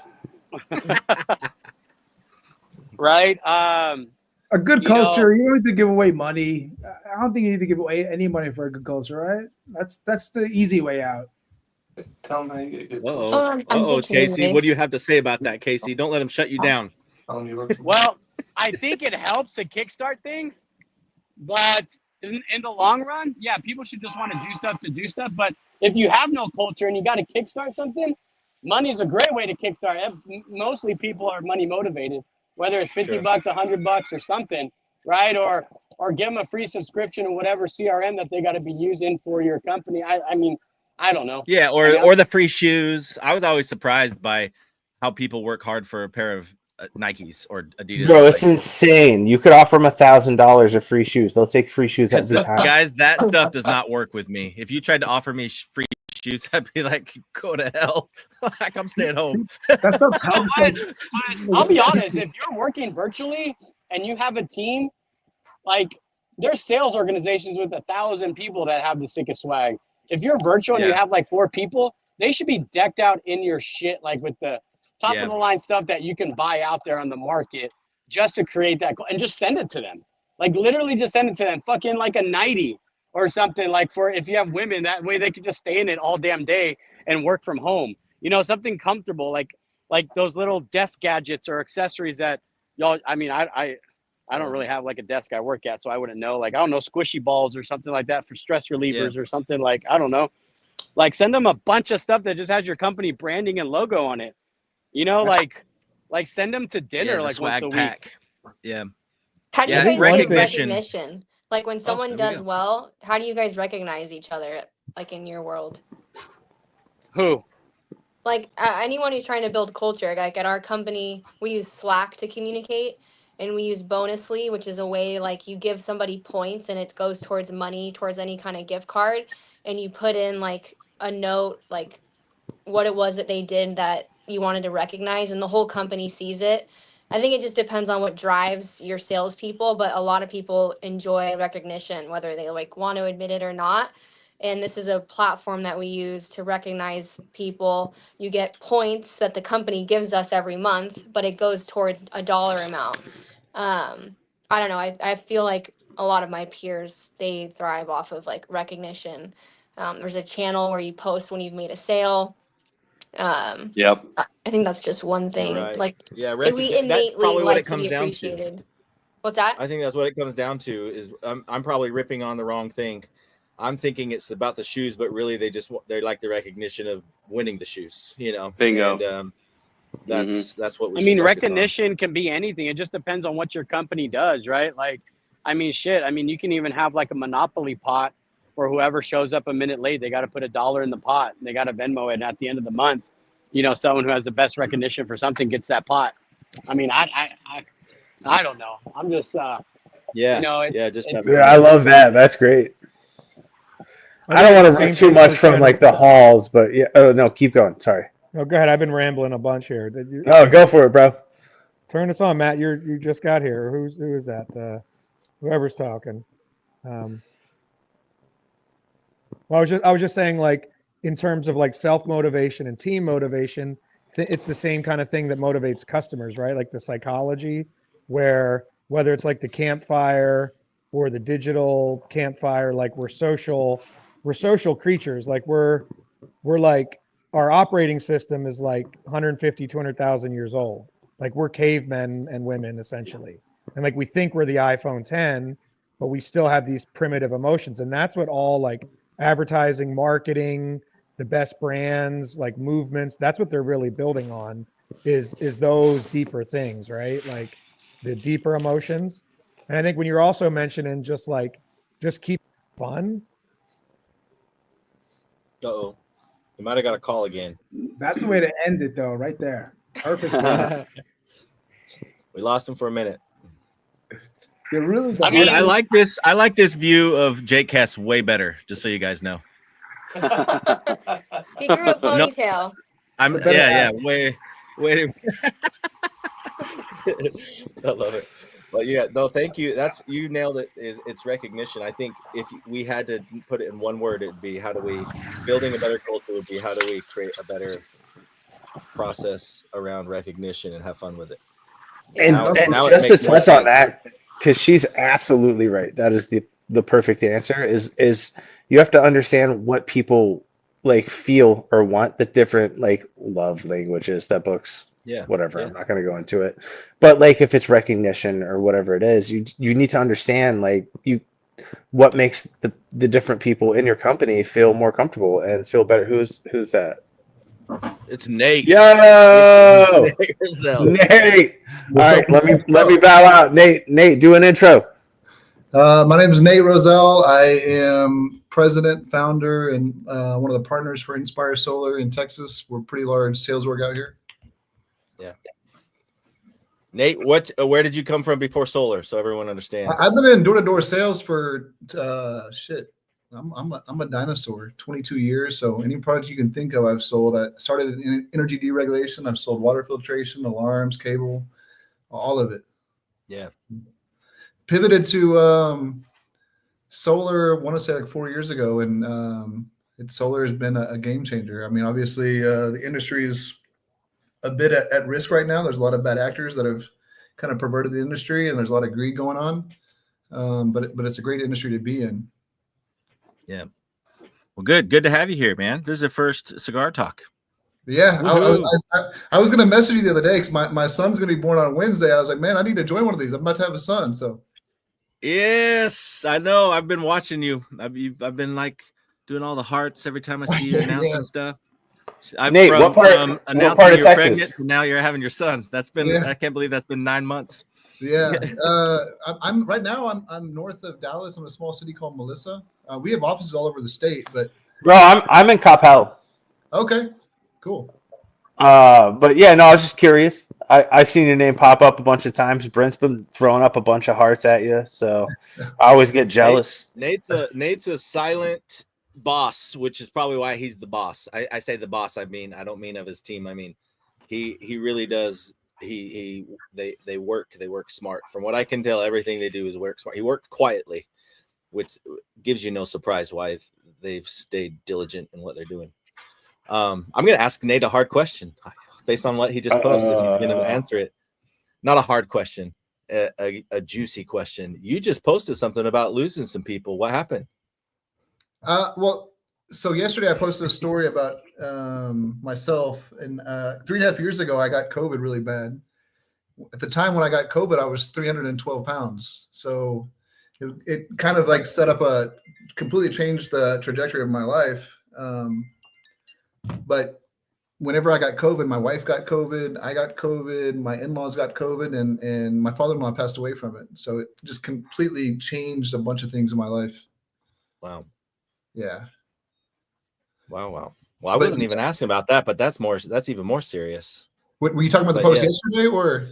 Well, yeah, no, I'm glad you said that. That's more important. I was talking about you said it was kind of around the bad actors / you had some people who were putting through bad deals. Oh yeah, You're having to deal with the aftermath, right? Is that right now? Kind of the real time situation? So mid-December, we found out like a couple of guys that worked for us did some bad deals. We did some investigation that turned into a bigger thing than I actually thought. And the crazy thing is, us as a company, we always try to do things ethically. We try to do things the right way. We do our own welcome calls outside of what the finance companies do. Post sale, 2 or 3 days later, our call center will call customers to ensure that they completely understood the parameters of everything. But the hard thing for somebody who has integrity in this business is I don't think like these scammers do, and they come up with all these different things that I would never ever consider and never think of. And it's hard to kind of be ahead of that. So what we dealt with was we had some reps who, let's say one of our reps is trying to sign up a customer named Brent Attaway. Brent Attaway fails credit. Well, they have some kind of app or on the dark web or something. They find a Brent Attaway in Minnesota who's got great credit. They use his social, his date of birth, get him approved. The lender doesn't realize it because the name is exactly the same, goes through, it's fine until a couple months later when the real Brent Attaway looks at their credit report and is like, who is this finance company? And wow. I would have never even thought that was a potential scenario. That's so much more work than doing it the right way. Yeah. Wow. Yeah. What's the name of that app? I have no idea. What the hell? I'm kidding. I love you. I have no idea. But you should post it so everyone knows not to use it. I have no idea. I just know that the financier. I mean, the good thing for us is we caught several of them, but several of them went through, and those things are a bit hard to prevent, but it's a good learning lesson for the financier too. I think that's a new thing that they hadn't ever seen before either. Yeah, that's crazy. But yeah, and I know that's just one example of what people are willing to do, but I'm glad you're making, let's focus on that side of like how you learn your lessons and you move forward. But it's crazy to me. I guess why I was asking you that too, Nate, is one, for the drama, because it's fun. But mostly it happens to the best of companies, because I know you guys have done stuff on the up and up. I've heard you talk about that at the events. We've talked about it at events when we were sitting down and you're doing to like make it a good team and culture. And so it just surprises. It's shocking. So well, I think that the challenge is when there's any kind of industry that it has this much money involved, it's going to attract bad actors, and instead of them learning how to train and get better, they're learning at ways to take advantage of the system. And for people like us that don't operate like that, it's hard to always stay a step ahead of it, Yeah, it is. Well, I'm glad you figured it out sooner than later then, man. Welcome to Cigar Talk. So thank you for sharing a little bit. And by the way, there is no format, if you're wondering if there is one. So nice to meet you, Nate. Hadn't met you before. My name is Casey. Nice to meet you, man. Yeah, nice to meet you guys too. Let me do the quick introduction so you guys can connect, like make the most of this, because that's part of the reason why I do this is being a hermit that works from home. Part of it is because I have she'll listen to this later, an incredibly hot wife that I chase around the house all day. But besides that, the fact is we need to connect more and do more of this. Even if Nate has his team, well, Nate still needs to connect with other like-minded people trying to do creative things with his team. So Nate, Joe already. I know that. Jake. This is not Jake. Nope. This is Sophia. Hey. Whoa! Sophia. I've seen Ben and we're in a mastermind together, so I've seen him post and provide a bunch of content there. Yeah. Okay. Shout out Stuman. Yeah. And then Casey, I've seen you on the gram a lot. Oh, I appreciate it, man. Thank you. Yeah. Casey's been busting his ass, getting himself back into shape since you were talking about being 312 pounds before COVID. Like you understand that world and how tough it is. Ninja, Do you know? Do you guys know? No, I don't think we do. But hey, what's up, man? Okay. Is my screen look as bad as it looks on No. StreamYard? Because on mine it looks normal. You look good. You look good. Oh, okay, it's like a little sliver. Get with Nick the Ninja. But Nick's Texas all day, of course. I'm happy to help. It sounds like you got it figured out, bro. Yeah. Well, I wouldn't say figured out. This is a evolving kind of market and industry. It's always good to connect with people and kind of learn different ways of doing things. You guys literally, like Casey and Nick and Nate. Who else is in Texas? Ben. Ben, where are you at? No, Ben's by you, bro. Yeah, I'm in Florida. Florida. I'm by Daytona That's Beach, what I was but like, I'm in Dallas about once or twice a Daytona. year for the mastermind stuff. So yeah, that's right. That's because we met in Texas. So I was like, maybe we were in Texas. But you guys have plenty of cool stuff. Sophia, where are you from? We didn't get a good introduction. I'm from Napa, Northern California. Mm-hmm. But we live down here. NorCal meets SoCal. That's right. I love it down here, though. Have you guys, anybody been in Napa? Yeah, I went one year to the freaking Napa Valley Rocks or whatever, that concert that they have up there. Oh, Bottle Rock. Bottle Rock. Aftershock. Oh my gosh. Oh no, it's Bottle Rock. Yeah. Yeah. That's dope. Yeah. It was amazing. I think this year there's like Justin Timberlake and I don't know the other headliners, but I think it's gonna be big.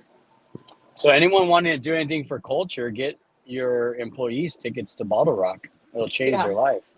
And if you're someone in this chat that has my cell phone number, I can get you in for free.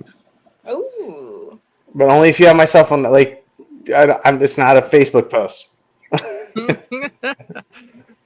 Okay. Hey, so that's good intros. And then Steve's over here. At least Steve's the one with the mustache here. You see him, Nate? Yeah, that's a beautiful mustache. I'm jealous. Steve's residential has worked remote forever. Steve, I think you're on mute or it's not working, just so you know if you're talking to us. And then commercial as well. He's done commercial for a long time, so he does both. So good knowledge base. He's going to be looking at do some commercial articles for us and posts for Solar Business Insider magazine. So that'll be cool. Oh, nice. But yeah, that's that. Speaking of free, hey, let's do a little promo time for a second. Everybody getting their tickets to SolarCon. We're going to take our pause. So SolarCon, Las Vegas, April. Let's see how well I do with this. April 15th through the 17th, Las Vegas. Go get your free tickets now on sale. And you can, and then go book them with your room block. And let me blow you away with the room prices. It's a whole, on average, $99 per night. So, like, you can just crush it with budget and everything. Plus, it's in Vegas. It's a new change. Plus, you can upgrade to VIP and Platinum. So, it's even a better deal now. So, it's, in other words, it's just a no-brainer. If this is going to be the year to take your team, this is the year to take your team. Or, a portion of your team at minimum. So that's really cool. I'm saying a lot of this for anybody who watches this recording or watching live, but all of us here hopefully are going. Are you going, Nate? Are you going to go to SolarCon this year? I want to go. It just depends on how my wife is because we're having a baby next week. So yeah, that's true because that's going to be only 3 weeks in. You're gonna have Yep. I get that. I feel like that makes sense. Wow, congrats. Congrats. Can you hear me now, Brent? I was saying Steve's congratulations. back in. Can you hear me okay? Yeah, you guys were spared. I had some witty aphorisms. I thought they weren't landing. I was talking about when you were talking Your about vocabulary is just on point, dude. The whole night. Chart. I was you made me think of the Catalina wine mixer. We were talking about sales and culture. Pow! Pow pow! And that was your SolarCon Minute brought to you by CRMX. Yes, there you go. Compliments of Brent Attaway. Subscribe. Well, I wanted to Joe to jump in and answer questions for everyone too, but Joe I have a question for those Joe. lovely questions. Bring it, baby. Bring it. Joe, what just is takes the money at the door from ticket sales, dude. Like he's collecting. Oh yeah. Just bring it to me. We're good. I'm just joking. What is your thoughts on the ITC? Was that? What is your thoughts on the ITC and ITC? I mean, I think it's going to stay. I don't think he's going to get rid of it. So from everything I hear, Trump is a big fan of solar. So, he hates wind and other stuff. So I think solar part for some reason is going to stay, but could be some stuff changing for sure. Yeah. But I think solar might stick around. Wait, can I do my Joe Moose impression? Hey, we have a bunch of good solar speakers coming out. We actually have the people that have the info come out to SolarCon, and you can get it straight out of the horse or the moose's mouth. There you Come go. on out, and we have the actual info. You don't have to hear or think about it's the actual info. You don't want to hear? Are you guys getting Abby from the SEIA to come? Yeah, Abby Hopper is going to be speaking. Nice, that's a good work. They're doing a lot of good stuff. There's a lot of lobbying there going on. Like on some of the commercial thing, they have like the white shoe lawyers and lobbyists and K Street people, which is like unfortunately how the world works. But we have like political muscle now, and so apparently, the last thing I heard, because people have like USDA projects that were on hold. There's like 21 Republican senators that don't want to repeal anything in the IRA because 60-70% of the benefits go to red states with the adders. So like the Q-Cell in Georgia and a lot of these battery factories are set up there because that was the original Rust Belt, or set up around water and then trains and then the highway system. So they have that infrastructure there. So those guys are like benefiting from that. So hopefully, like Joe was saying, hopefully it's like the ITC should be good. And it was actually Bush that put it in place in the first place. So it's like survived who doesn't like tax credits, right? Like if we're operating on a rational basis, like tax credits, energy independence, I know I'm preaching to the choir. Unfortunately, I don't think we're dealing in like a rational world there is all I'll say about that. But like, hopefully like they don't have the votes, right? So hopefully there's enough people because now we start to have some political and economic muscle. Like nothing against coal miners, right? But we employ like 3 times more than coal. The Stone Age didn't end because we ran out of stones. So irregardless of incentives, like solar is on an exponential growth trajectory. It's now the cheapest form of energy in history, and it's the fastest growing technology adoption.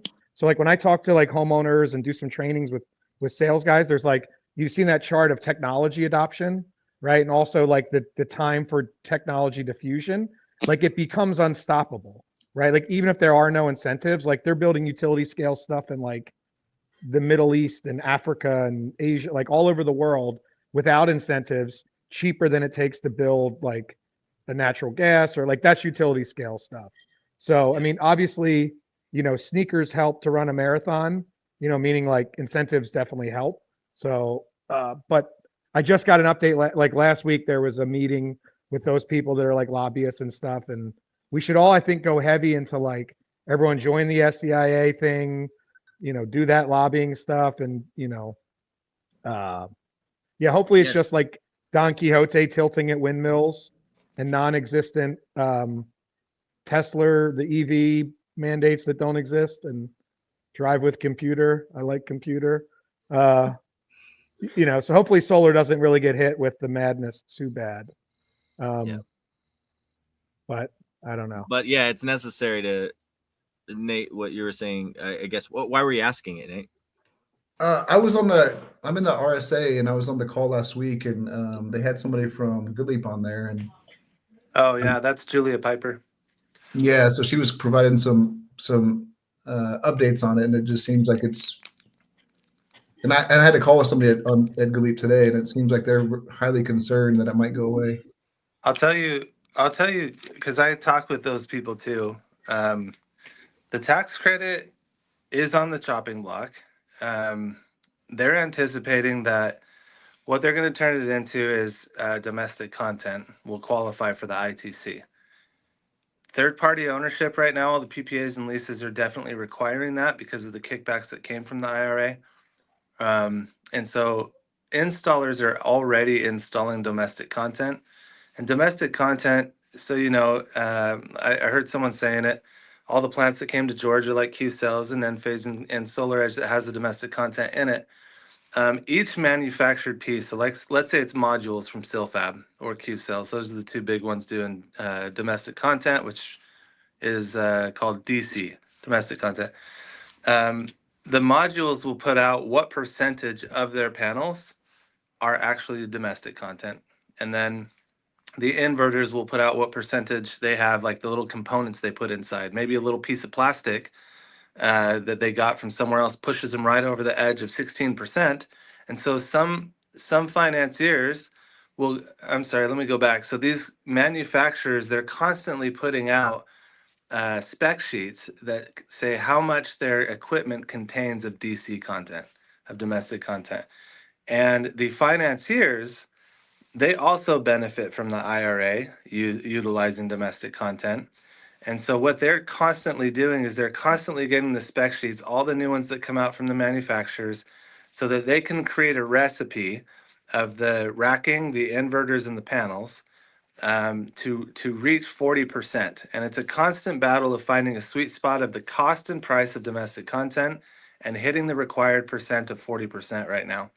In April, right around SolarCon, it's supposed to go up to 45% domestic content. And so what's happening is all of these financiers are scrambling to go get agreements for the domestic content created by the manufacturers, which could create a production issue.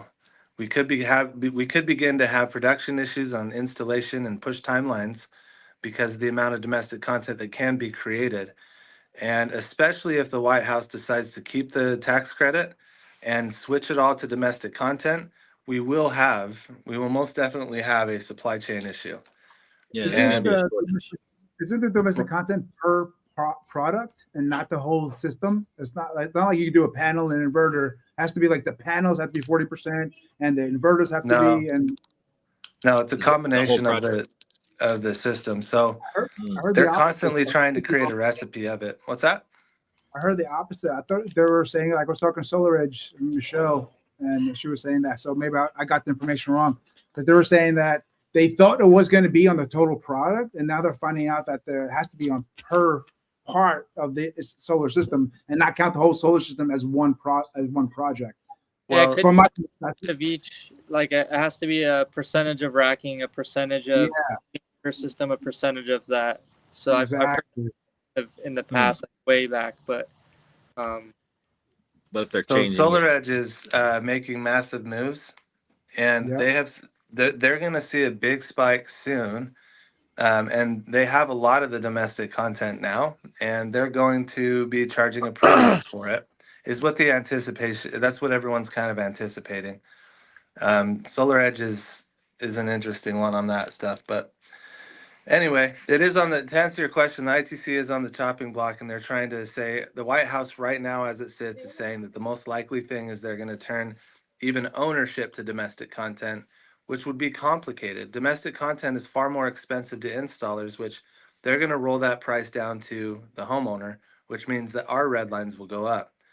And it's not the end of the world, I don't think, because Trump had tariffs when he was last in presidency, and that when we broke records in solar sales when that happened.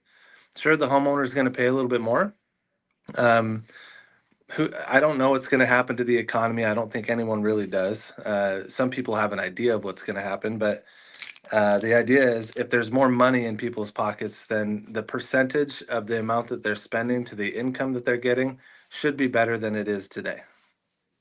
have you heard anything grandfathering, Jake? What's that? Have you heard anything about like grandfathering for the ITC? Yeah, safe harboring. Is that what you're referring to? No, safe harboring the equipment?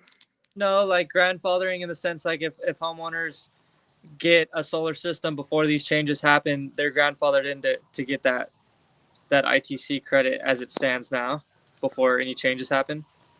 Oh, they'll announce that when it comes out, but I don't think anyone really knows yet.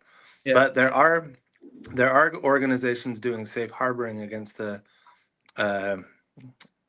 tariffs. Wait.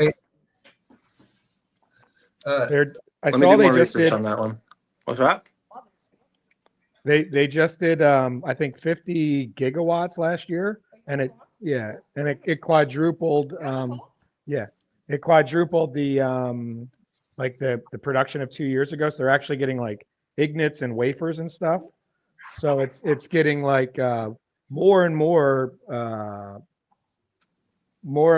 domestic. Like I think 50 gigawatts is enough to 1.21 gigawatts to supply the whole like domestic needs and stuff. Although it's definitely going to be more expensive and it'll be a ramp up and it'll slow things down and but yeah, who knows?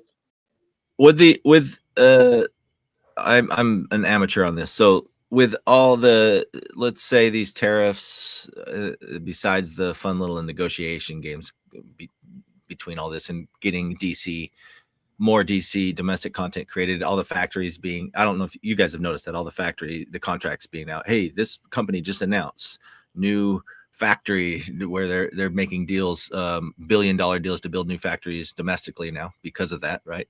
How does that all tie together when it comes to tariffs incentivizing essentially DC, if I'm hearing this right? And then because of that, then it's incentivizing more. Like, how is that going to hurt us? Well, tariffs don't incentivize shit. Like what all that is a direct result of the IRA bill, which put the 10% adder for domestic content. It put the adders for manufacturing. It put the adders for, there's the whole map, that like energy community map of like, former Rust Belt, former coal and gas. So precisely, so it's not going to like coastal California or like whatever rich people. So it's going to people that need like help with manufacturing jobs. And there used to be a coal plant there. So all of those, like that framework, and not to get into the P word or whatever, but like that's classical fiscal conservatism of like, you cut taxes, you make tax structure incentives so that investors there was like 320 billion with a B of private capital from all over the world, not just from Wall Street, building factories, right? That was a direct result of the IRA. And so like that, and then so that's the whole, like, to me, that's like Reagan conservatism, like make a tax cut so investors build stuff, put people to work, and then like it's a virtuous cycle of like manufacturing and truck drivers and electricians and all of that stuff, right? So like I don't know. I'm not a finance guru. I'll tell you guys this. Every single one of these things is going to be talked out at SolarCon. In fact, that is why everyone wonders how we got free tickets. I'll tell you right now. Just kidding. I won't. Just kidding. I'll tell you. I'll tell you.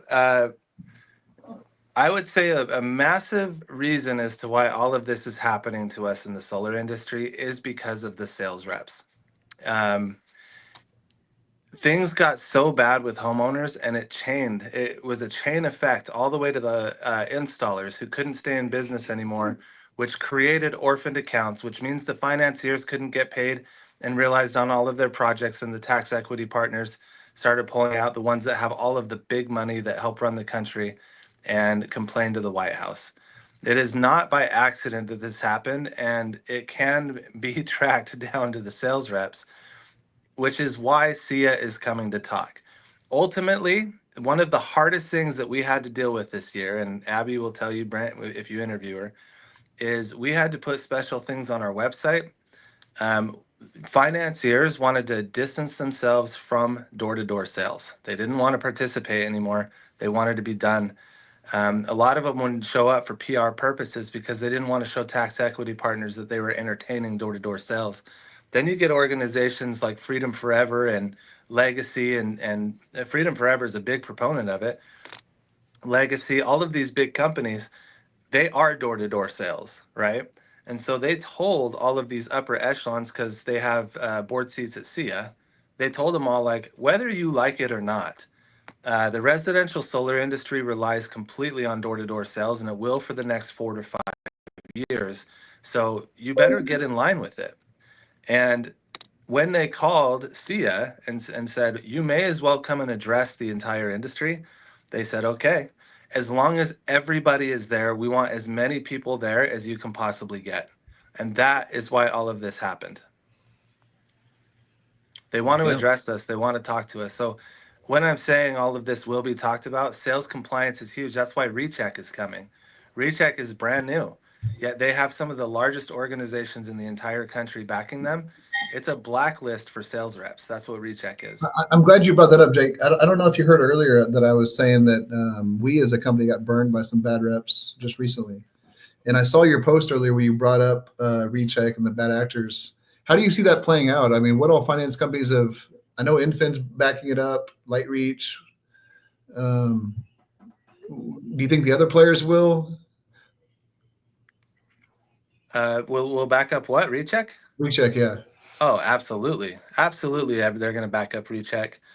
In fact, all of them already have. They publicly announced it. Goodleap has, Freedom Forever has, SIA has. I mean, those are as big as you get. Well, yeah, but like when you're onboarding reps, I think Infin is the only one that is making them go through that process. Like when we onboard reps with Infin, they're doing like pictures and from every angle, they got to upload their IDs. The process is completely different with Infin than it is with any other financier. Like here's a real time example. Like the reps that we fired that were doing bad deals, all they did is go to some other company and there's some greedy installer, and they've been blacklisted, right? But some greedy installer just badged them up and gave them somebody else's credentials. They're doing sales there. Like that's not going to stop until there's collaboration between all the financiers and the EPCs. Like everybody comes together to prevent it. And unfortunately, right now, it's like there's so much greed. I don't know if Recheck's the answer, but it's a start. I just got listed on Recheck for my company, and then I actually got listed on Recheck as works with other EPCs and stuff like that. Again, I don't know if it's the answer, but it's a start because it's making reps like, oh, wait, what? I have to sign up for what? To sell Infin? Like I've been selling Infin for 6 months. Now I have to do this. Like it does kind of like throw things out there. And when you explain why you have to do Recheck, like, hey, yeah, there's a bunch of bad actors. I feel like it's going to start scaring some people the right way that we want to scare them. But my 2 cents on Recheck is what's to stop someone like on the EPC side who just freaking hates a guy and just says like, yeah, I'm going to like blacklist this mofo and his freaking Recheck ID. And then he can't work with anyone and actually use that as like blackmail. And all this guy did was just find out this EPC was like burning his money. Yeah. You want to know the answer to that? This is the next big talk that comes up is Call Pilot. Everyone's looking at Call Pilot like some big regulatory survey that's being done. And I'm telling people, no, that's your shield against Recheck. That's your safety. Okay. Anyone that's selling right now should be advocating for Call Pilot in the strongest ways possible, because it is your evidential proof that you did tell the truth. Because if you get homeowners complaining and they just cut you off immediately, I'll tell you, some companies right now, just at the sheer thought, installed and PTO'd, Enfin clawed back money out of their account because they called and said that the sales rep lied to them. Didn't even ask the installer. It was literally withdrawn directly out of their account. It seems illegal to me. And I said it was, but what are they going to do? Shut off all their portals and their pipeline? And no, I'm telling you all right now, if your company is not getting Call Pilot, you are at risk. All of your money's at risk, especially if you're a sales dealer. Your money's at risk because in your agreement with the installer, it specifically says if they don't get paid or they get clawed back for your projects, they're taking out of your owed commission. And Call Pilot will be the only thing that saves you. Well, for me, I think it'd be great if Recheck and Call Pilot collaborated and that there was a certain process that every financier had to do on the welcome call to validate who the sales rep was and validate the customer understood the parameters. They are. That's why I'm putting all of them on one panel. Actually, Call Pilot reached out to me and we're going to be working with them on implementation and across the country. Jack Imbar and my friend, mentor Sean Brenchley, owns 25% of it. But yeah, Call Pilot's going to be everywhere. Goodleap already adopted it. It's mandatory at Goodleap. Well, that's actually a good answer, Jake. I actually like that answer. That I didn't think about that. You're right. We are using Call Pilot. That's actually really good. Yeah. I'm hearing you right. Just the process for me, I had to hear it out loud. So I go close a deal. I use whatever it is, Call Pilot and anything else. And hey, this is Brent Attaway, sales number 12345. I'm calling to verify this, blah, blah, blah, blah, boom, and get it all recorded right, correct? And then it goes into the system. Then homeowner closes the deal, goes to PTO even, and homeowner says they lied to me. And throughout this process and throughout each step, by the way, we did all the legitimate things and recorded the steps. Then Enfin, in this case, in this example, says, oh, okay, we'll take the money back. They'll take the money back, and then you would have to rebuttal that or challenge that and say, no, we did that correctly. Let me show you all the proof. And you're just saying, okay, never mind. We'll tell the homeowner to not F off, but you get what I'm saying. Nope, you were wrong. This is verified, and there is no money. Money's back in the bank. Like, it's just going to go through that process, or are they going to check in advance? I'm not saying, Jake, but I'm trying to understand the process here. You see what I mean? Like, there's still going to be an issue there. That's a good question. It's not formatted that way. It's certainly not worded that way, and they haven't structured it that way, right? Yeah. But what I'm saying is logic would indicate if the reason that they're taking it away is because they're trying to protect themselves against bad sales reps, what protection do you have? Now, if you have the evidence and you submit it to them and say, look, I know that you guys took it away because of bad sales compliance, but look at this recording. They absolutely knew. Here's their ID. Here's the recording. Here's the AI, blah, blah, blah, that they do. It's facial recognition. There were no red flags on this because Call Pilot has red flags for tone intonation, facial twitches, like all sorts of stuff. There were no red flags on this. They knew it completely. What's Enfin going to say then? Oh, you have the proof? We're going to keep the money anyway? Probably not. They would have a massive revolt on their hands, right? No sales rep would sell them at that point. I mean, gotcha. So it's like taking Stripe. money. Stripe does chargebacks the same way. So That's if you get a chargeback on Stripe and you're like, cool, no, let me show you. And we win most of our chargebacks. So like if somebody says a chargeback, I'm like, no, they check the box right here. They understand the terms. It also says clearly, not just check the terms, but it says clearly there are no refunds or this or whatever the refund terms are. They'll take the money out of our account, by the way, or it'll say, okay, hey, by the way, the clawback's there, right? So $200 or whatever. And then I'm talking about CRMX. And so you have this thing where they say it comes out, and then later we challenge it and we submit all our evidence. Within like 4 or 5 days, the money goes back to our account. It's like, oh, never mind, boom. And so I could see that there's already processes in place in other industries that make it work like that. So it's just a matter of making it smooth. But you see what I mean? It's just, if that's what we're talking about regulation, I'm all for that. I don't mean solar regulation, but sales regulation and compliance. I was gonna say I'm all for that, but Jake, how does that prevent these bad actor companies from letting John Doe use Joe Schmo's credentials? Facial recognition. It has AI facial recognition. It will actually flag that part. It will say this does not look like the homeowner. It doesn't look like the sales rep. So they're going to require on the Call Pilot to be in front of it as well, not just the customer? It's video. Yeah, it's video. Oh, that's great. Yeah.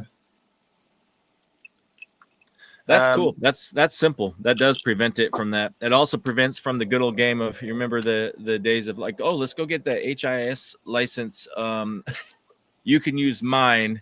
And then across the board here, that doesn't go anymore. It'd be good if like all the lenders that sign on to Recheck have visibility when a rep gets blacklisted from GoodLeap. Because right now, like there's reps that get blacklisted from one finance company, but they're just pushing crap deals through other finance companies who are completely in the dark on it. Yeah, we're getting that, Nate, right now with Swift Solar. There's like we're building that network of things, and people are like, cool. And we're just realizing bad actors will come and apply for Swift Solar so they can start putting deals through them. And then we start creating their accounts for them and all these financing platforms, because that's part of the onboarding, right? So we're putting Nate's name, then Joe, then Ben, and they're like, hold up, Brent, this jackass, who's that's blacklisted, and they won't even let him in, Nate. Like they're like, nope, you're not gonna onboard him. So that is happening. It's just now it's gonna just happen smoother. Well, what I'm saying is like some of these guys that we fired, they've been terminated with one finance company, but the other ones are completely in the dark. So they're just badged up with that other finance company and pushing shit through them.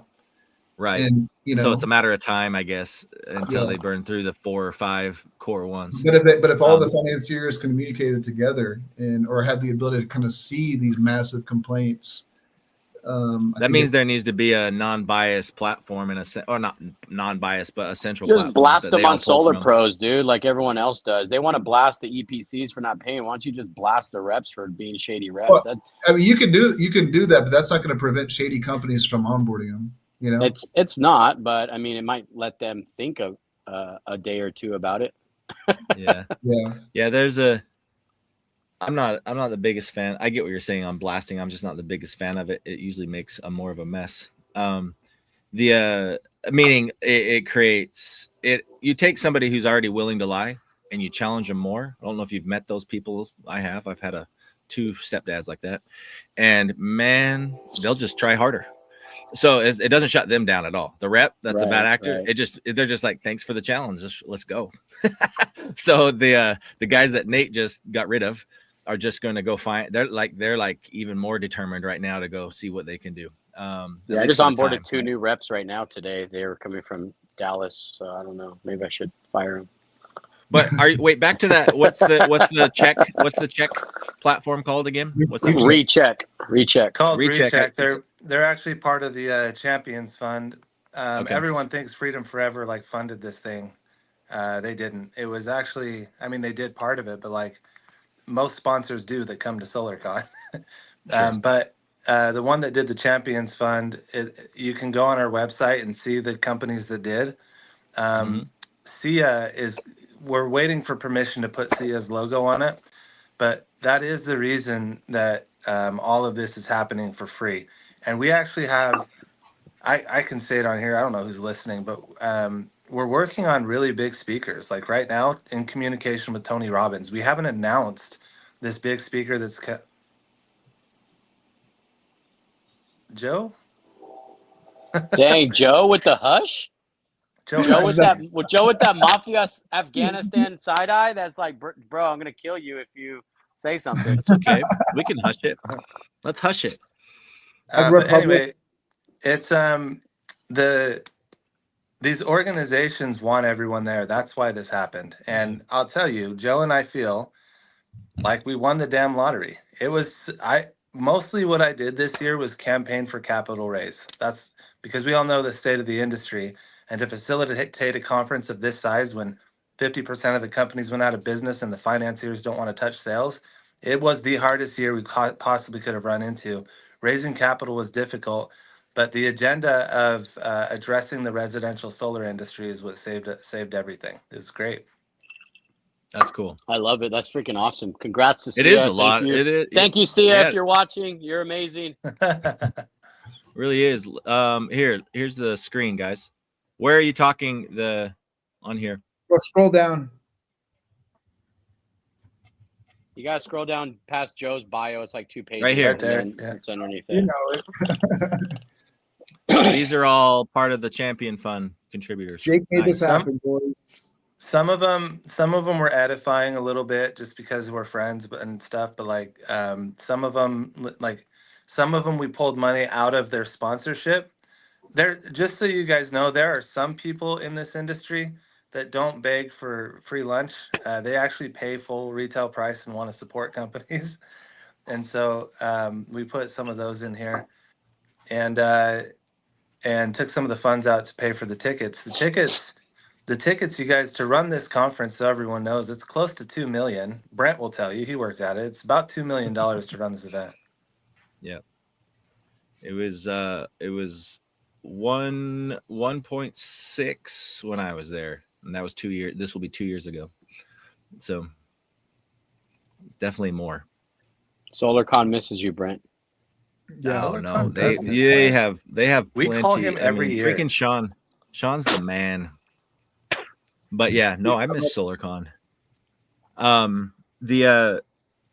Yeah, no, that's cool. That's good. I'm glad this is actually tying together. It's promotional for SolarCon. I mean, outright it is what we're talking about right now, but it's kind of cool to talk about how it's happening. Don't you guys think? That's like, it's kind of neat. It's a breakthrough thing. When you called me about this, I was like, hell no. I went and told Christy after. I was like, guess what happened? You know, like it's a big deal.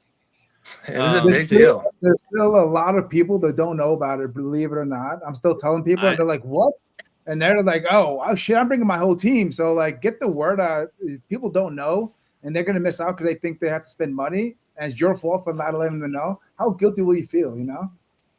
Oh, yeah. $300 very bucks. Guilty. 3 nights in a hotel, $300 is what it costs to go to SolarCon. That's hotel and ticket. I know. I was actually. That's what I was talking about earlier. If you remember, I was like, wait a second, how come my hotel is $99 a night? And that's in Vegas there. I'm like, what is happening? And that's another thing. Part of that.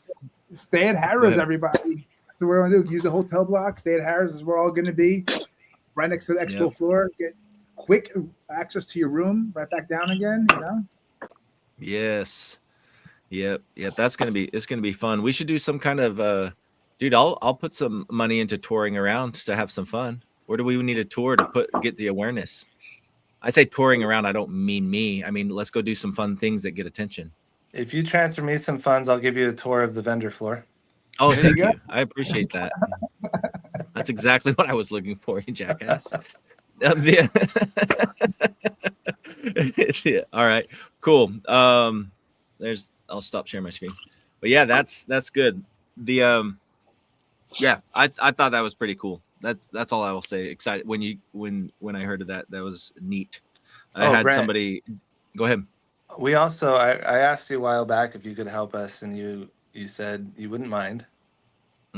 Did Sean reach out? No, not. I mean, just with the promotional. What do you mean? The promotional stuff or just anything? Marketing stuff. We're gonna hit. He hasn't yet, but hit me up. If you have time, we could use some help on some things. Dude, I just told you, I can't lie. I just got 15 extra hours a week from not driving from my son getting his license, so we're good. Don't worry about it. Also, Christy texted me while you were on here, and your trip tomorrow's canceled too. So. Oh, no, you're good. I bet she would have been the first one out here crying. But yes, she came out here. So side humor just for a second.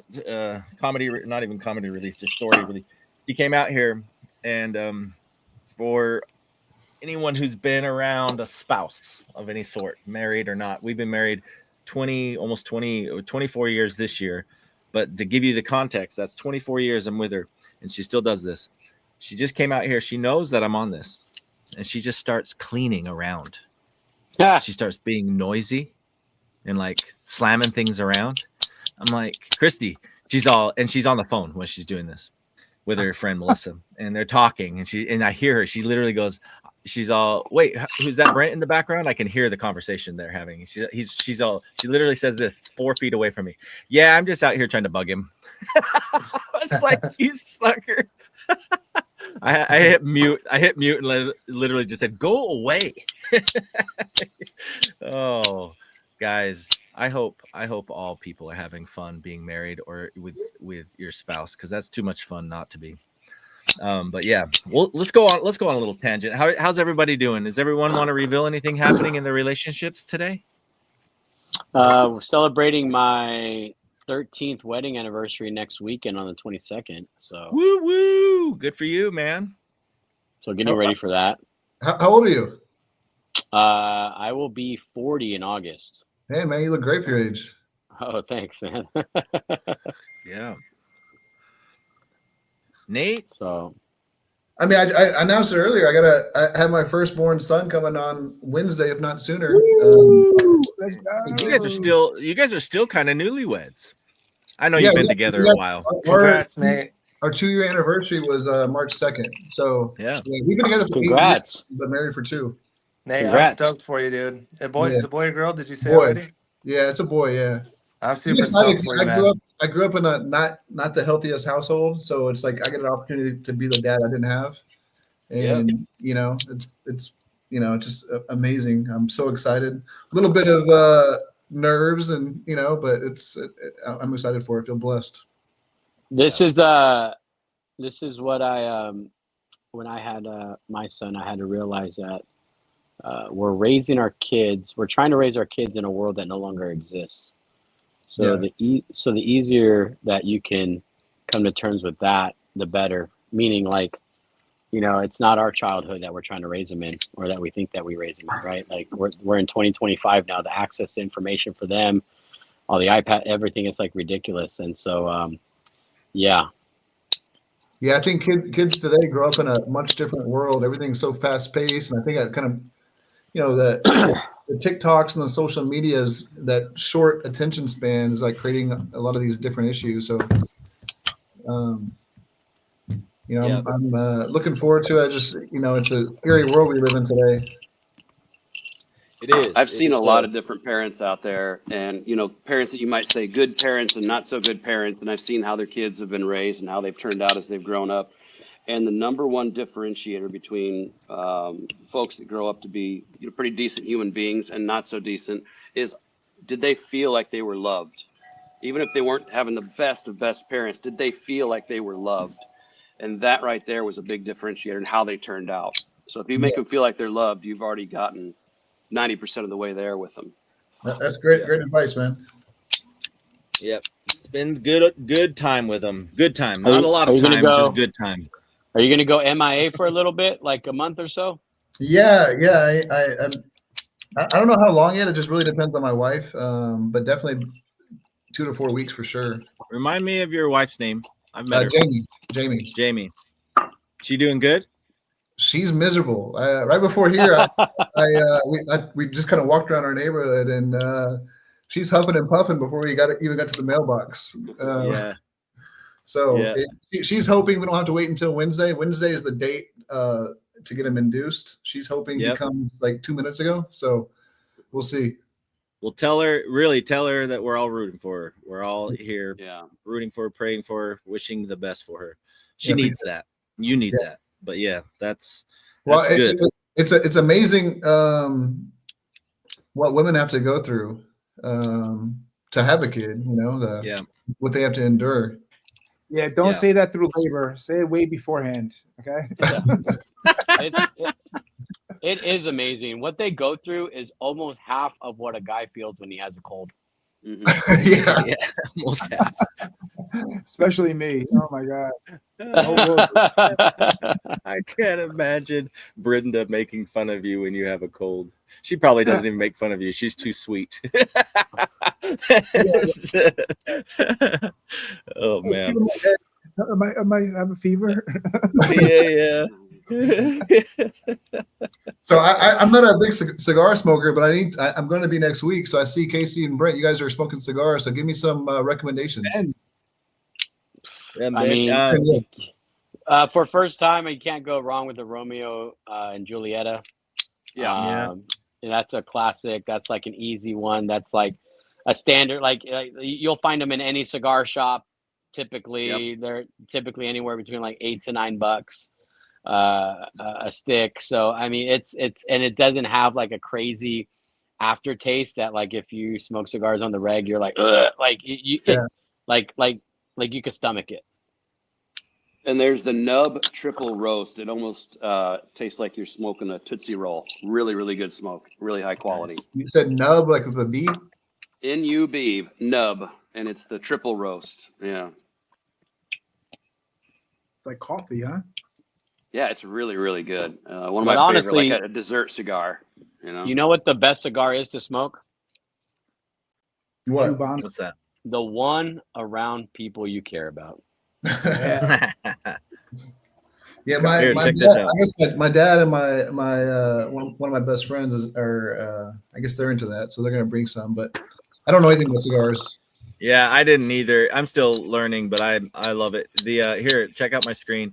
If you go to jrcigars.com, that's my favorite place right now. I'm sure there's plenty. Yeah. I'm logged into my account on all my favorites, and these are this one right.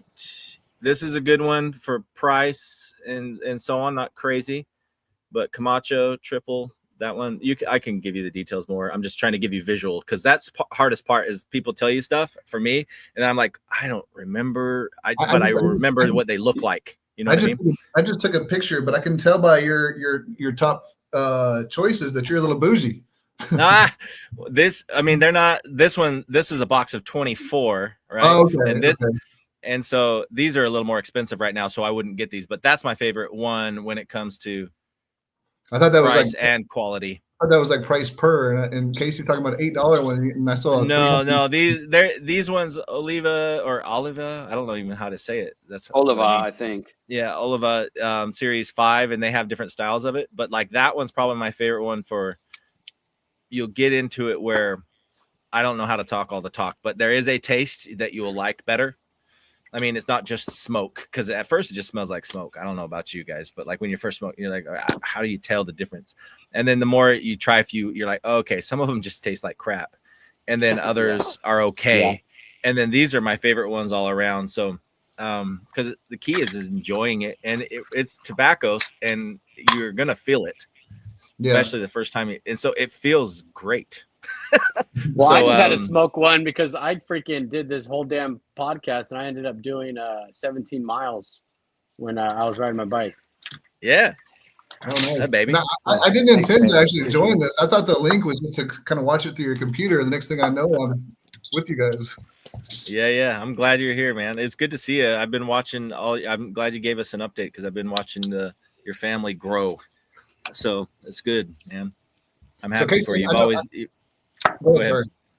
Yeah, I was just gonna say, I was kissing butt, dude. I was just letting you know that I've always you've always left a good impression. Every time we've talked, you've been nice, you've been humble, you've been kind.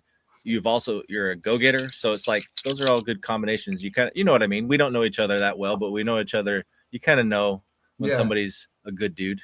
Yeah. So I appreciate that. Appreciate those kind words. And the sentiment is echoed. Casey, I know you're in Texas. How's business going for you? Man, it's been very interesting in Texas. We've seen, living in San Antonio, it's one of like the lower end credit cities, so a lot of my work lately has been outside of the city. But I'm starting to dive back into the city to start being, who was that roofer that you had from SD, Brent, 50 Mile Famous guy? Oh, Eric. Eric Richardson. So yep. I'm kind of like coming back to my roots.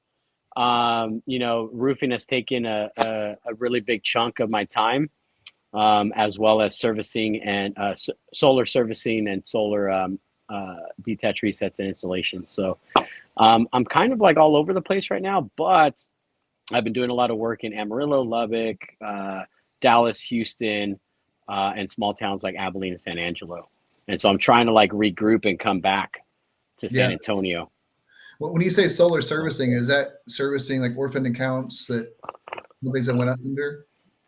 Orphaned account. Right now, I actually have a contact. I'm actually talking with some of Titan's lawyers to actually do some of those and either get them back online or actually finish out the install. So a connect that I have is connecting me, and we're getting it done in Texas. We'll be like maybe 10 installers out there. But what do you mean by solar servicing right now? Are you talking to your current accounts and just follow up services, or what do you mean? With the last 2 years, with almost 50% of the industry going out of business, there's so many warranty claims that these customers are needing. Mm-hmm. We've been doing a lot of the 5G updates on SolarEdge specifically, from 3G to 5G. Going out there making the phone calls to SolarEdge because their stuff's not communicating. SolarEdge actually is doing a huge PR campaign right now. They are trying to make their name better. And so if you have anything a customer has SolarEdge and they just have an issue, the RMA process is they're almost just say, what's wrong with it? Oh, okay. Yeah. We see a tiny glitch. We'll send out a new one. They're not even like questioning really anything or making us go through the hoops that we used to have to go through of testing on site. Like now we're just like making phone calls like from home. As long as we have a serial number, and then they're just able to see, and then we're just literally RMAing almost like every little thing that SolarEdge is having. So we've been doing a lot of that solar servicing, and then upgrading, doing upgrades like solar panel cleaning, and then we actually implemented a 150 point inspection, and also adding a new warranty to the existing system for a lifetime sub third-party backed warranty as long as we have a new inverter. So that's been something new that's been helping us get some more revenue come in. Did you start out as a sales org? Yes. Started off as a sales org, and then had to slowly switch into doing roofing and installations. How often are you up in Dallas? I'm supposed to be there next week. I'm usually up there once a week. Okay. Yeah, we should connect. Obviously, next week I have some plans, but we should definitely connect in the next couple of months. Yeah, man, for sure. I'd love to go out. I eat a lot. I either do a lot of coffee dates or a lot of steak and egg dates. I'll take you on a steak and egg date. There we go. Jim's restaurant is like one of the best. I go to like these small cafes, dude. I don't go to the rich and fancy, restaurants anymore. I stick to like these small cafes that are just like the waffles and the steak and eggs and coffee and stuff like that for me. Nice. Yeah. I've been slow. I've been watching your story over the past couple of months. What made you focus on getting in shape and stuff so much?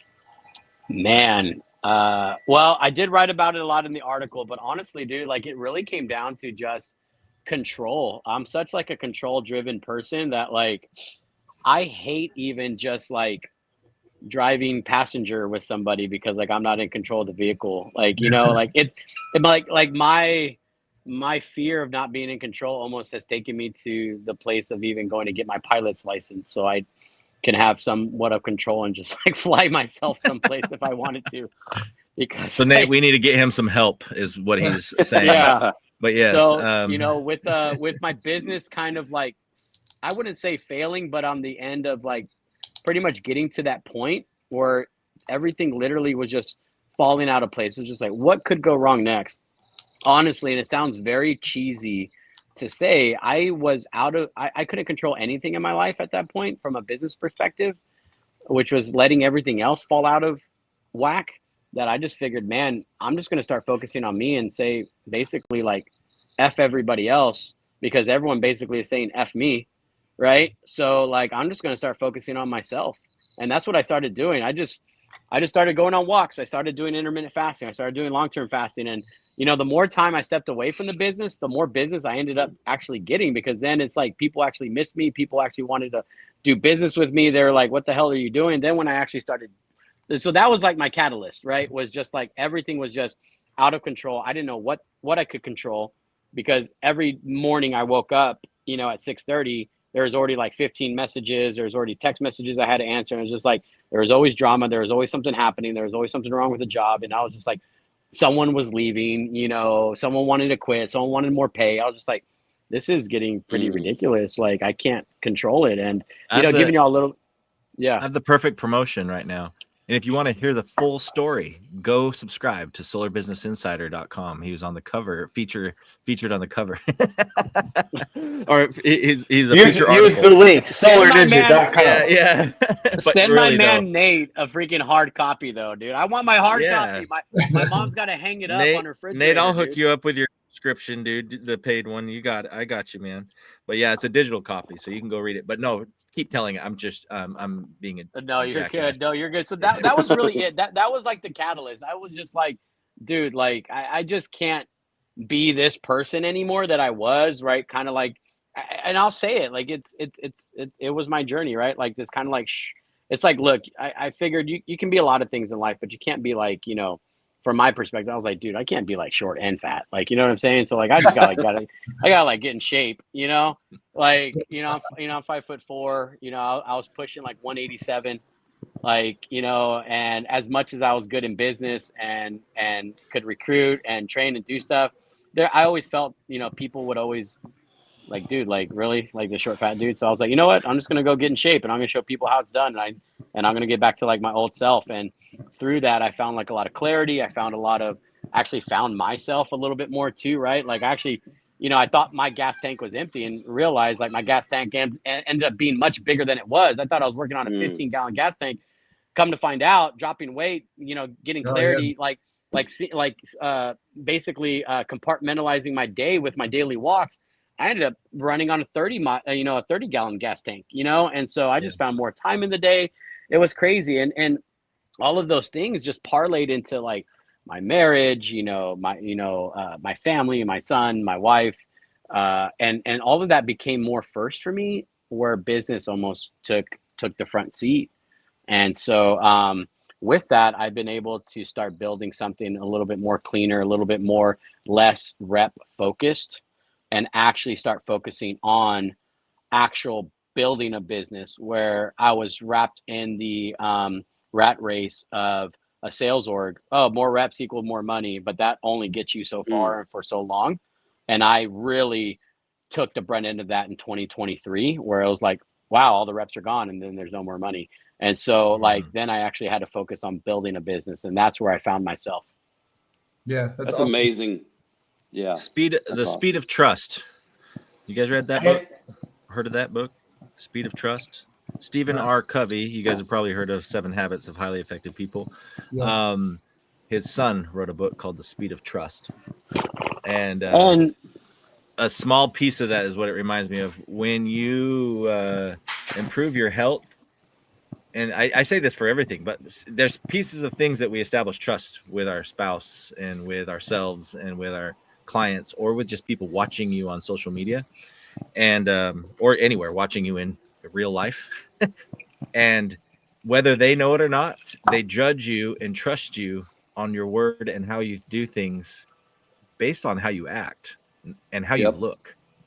And I don't mean if you look pretty or not, just if all of us here, Nate, Ben, Casey, me, we've all been overweight. Whoa. Yeah, I was Now, 358 Ninja at one hasn't. point. Ninja hasn't. Yeah. Ninja's just a skinny man. I'm not even just- skinny, bro. I'll take it. But no, but But- seriously, everyone's has had that challenge. Nate, that's the first time I've heard that. And if you told me, I apologize. I don't think. No, I've heard that you. if you go look at my social media from 3.5 years ago, I didn't post pictures. I wasn't happy with myself. Yeah. You know, for me, you know, my story is kind of similar to Casey. Like in that journey of like getting fit, getting healthy, I refound myself. And you know, somebody that hadn't seen me in years, like they would talk about the external, like how much better I looked, how much younger I looked, how much weight I had lost. But for me, the biggest change wasn't physical; it was like mental. It was like you know, internal stuff. Yeah. The speed of trust is all about that, is what I'm getting at. Is the trust. When you trust yourself, the actions you take are faster, they're more precise, things move faster, opportunities arise, and it's not magic. You might call it the law of attraction, but it's not the magic part of it. I feel like it's very scientific. Like it's very much when you work like that, everything's clear. You get things done, you get rid of the noise, you move forward. And then when your boys watch that, like my sons, like they immediately start trusting me more. They treated me different. Yeah. My wife treated me different, and they're not trying to. It's natural for them to. Like they're gonna try to love their dad or their husband, but like when you're being trustworthy with yourself, like how do you not want to do business with Casey more? You know what I mean? Like I think when you're happier with yourself, that exudes from you. People can feel that. Yeah. Well, and to your point, Nate, like I stopped I started turning down opportunities because I just finally realized maybe this opportunity wasn't for me. But a year ago, I was like, oh, like let's do it. Like, and now I'm just like, nah, like I'm kind of like set. Well, I'm not set, but like set in my ways. Like I only want to do business with certain people now, right? Because now they have to move at my speed. Where before my speed was slower, now my speed's faster. And so to Brent's point, it's like, and then what really spurred me was, honestly, I wasn't going to be, I'm a very loud mouth and I like to peacock it out. Like, you know what I'm saying? Like I like to show my feathers and stuff. Like, so the whole social media helped me, like, right. Like it helped me keep me honest with like my whole journey. I posted every single day. If you followed my stories on Facebook and Instagram, every single day I was posting day 1, day 2, day 3, day 63, day 75, right? I was posting my lunches, my meals. I was posting me bike riding, running, jogging. I did 75 hard twice last year, it's just, and what really got me, without like naming names, like my inbox was filled every day with people. And still today, I got a phone call from a guy who had a heart attack last week. Casey, I've been watching you on Instagram. I had a heart attack last week. Can you help me out? Like, what did you do? I need to start, doing this. And I almost feel like my my purpose became different. Yeah. No, I could completely understand what you're saying, because like when you go through that and it's like these people just it's crazy. I never thought I could be the person that could be actually helping people in a way that wasn't in sales or in anything else. These people have been reaching out to me about their personal life, their personal situations, just from what they've seen me accomplish. And that was the biggest thing for me to like keep going, because it's just like, wow, people are actually watching my shit. People actually like want to do what I'm doing, but they don't know where to start. And so it's been a complete 180 like shift mentally for me, not only just in business but just myself. And I think I have a quote in there. It's like, through the chaos, like lose yourself to find yourself. And I truly had to like lose myself and get to the point where I was just fed up with it to really like go find myself. And what's crazy is that like I was a cocky motherfucker at 187 pounds at 5'4". And like, so like, I'm not, I mean, it's just gotten worse now, but I'm just, I'm just saying it's like, it's like reinvigorated me. Like now I'm talking to like 26, 25-year-olds and they're like, wait, how old are you again? I'm like, yeah, dude, I'm like 39. And like, people can't believe it, the other day I like, instead of taking business calls, I've been taking calls about health, wellness. And it's made me actually think about like what I actually want to do in life as well. And like, I'm not a nutritionist. I'm not somebody who has a degree in anything, or let alone fitness, but like I've resonated with people. And I'm not trying to toot my own horn, but I think I've unfortunately have had people pick on me in a way that like, well, if Lopez can do it, anyone can do it. And I've actually now have realized that like I'm leaning into that kind of like sarcasm of like, it's true. If Lopez can do it, literally anybody can do it. If I can go while running a business, do 75 hard twice, there's no reason why anyone can't. It's just, do they want to, right? Do you want to be better for yourself, for your family? Fuck the business, dude. Honestly, fuck the business. You'll get business. You'll get business. And I've gotten way more opportunities now than I was before. People would want to do opportunities with me because what I did in the past and stuff, and they realized like, like I could do shit. But now it's like they seen the discipline, Casey. They seen what I can accomplish, and that's been kind of like a tremendous also thing that's been going on. And so yeah, man, sorry, I kind when of you got have my a feels a little bit. when you have a strong horse and carriage to attach to, it's going to take you with, like, you're like, cool, okay, I can ride with that. When it's a donkey pulling a little crap, I think that that was me, by the way. Reality is like most guys have similar stories, but they just suffer in silence, so it's no surprise at all that guys are seeing you and kind of reaching out. It's a badass story. And I think more guys need to stand up and tell their story and help each other. Like we have this kind of sick, kind of alpha, kind of male shit going on. Yeah. And guys aren't really doing a lot to help each other, And that's what I found too, man, is that like, instead of trying to do these meet and greets with other people, like, I posted today, like I wanted to go on a bike ride, and, at SolarCon, like I'm actually thinking about, before SolarCon, and I don't know if Joe's still on here, but I was actually thinking about doing like a push-up challenge and making these like coupons that people would have to like give me at SolarCon, and I would drop down and do 25 push-ups for everybody that gave it to me, and just see how long I could do it for. Like, because I'm actually in the process of, my wife is helping me come up with like a self-help book. And this is just based upon like my own personal journey, because I feel like my journey has resonated with people. And Nate, people like yourself have seen it, and you've seen like it's just crazy. And I appreciate the love and the respect, and I didn't do it for that. I did it for myself. But the fact that it's been resonating with people, that's what's made me keep on doing it. Because now I can't go back to where I was, right? Because so many people have seen me made the transition. I'm featured in a damn magazine now, thanks to Brent. right? And so it's like I have to almost keep pushing the envelope. And so now I'm on a path of like, how far can I push this? Well, Right? that's a great thing about putting your story out there is now you have a world of accountability partners there to keep you in check. Yeah, Nate's in a commitment to show up on video for the next 30 days. Nate, even when you have a baby, we want to see the whole thing. Yeah. And here's the thing is Brent and Casey buried the lead. Like the lead was Casey's article was featured and he's topless. Oh, I'm definitely gonna buy that one. But no, seriously.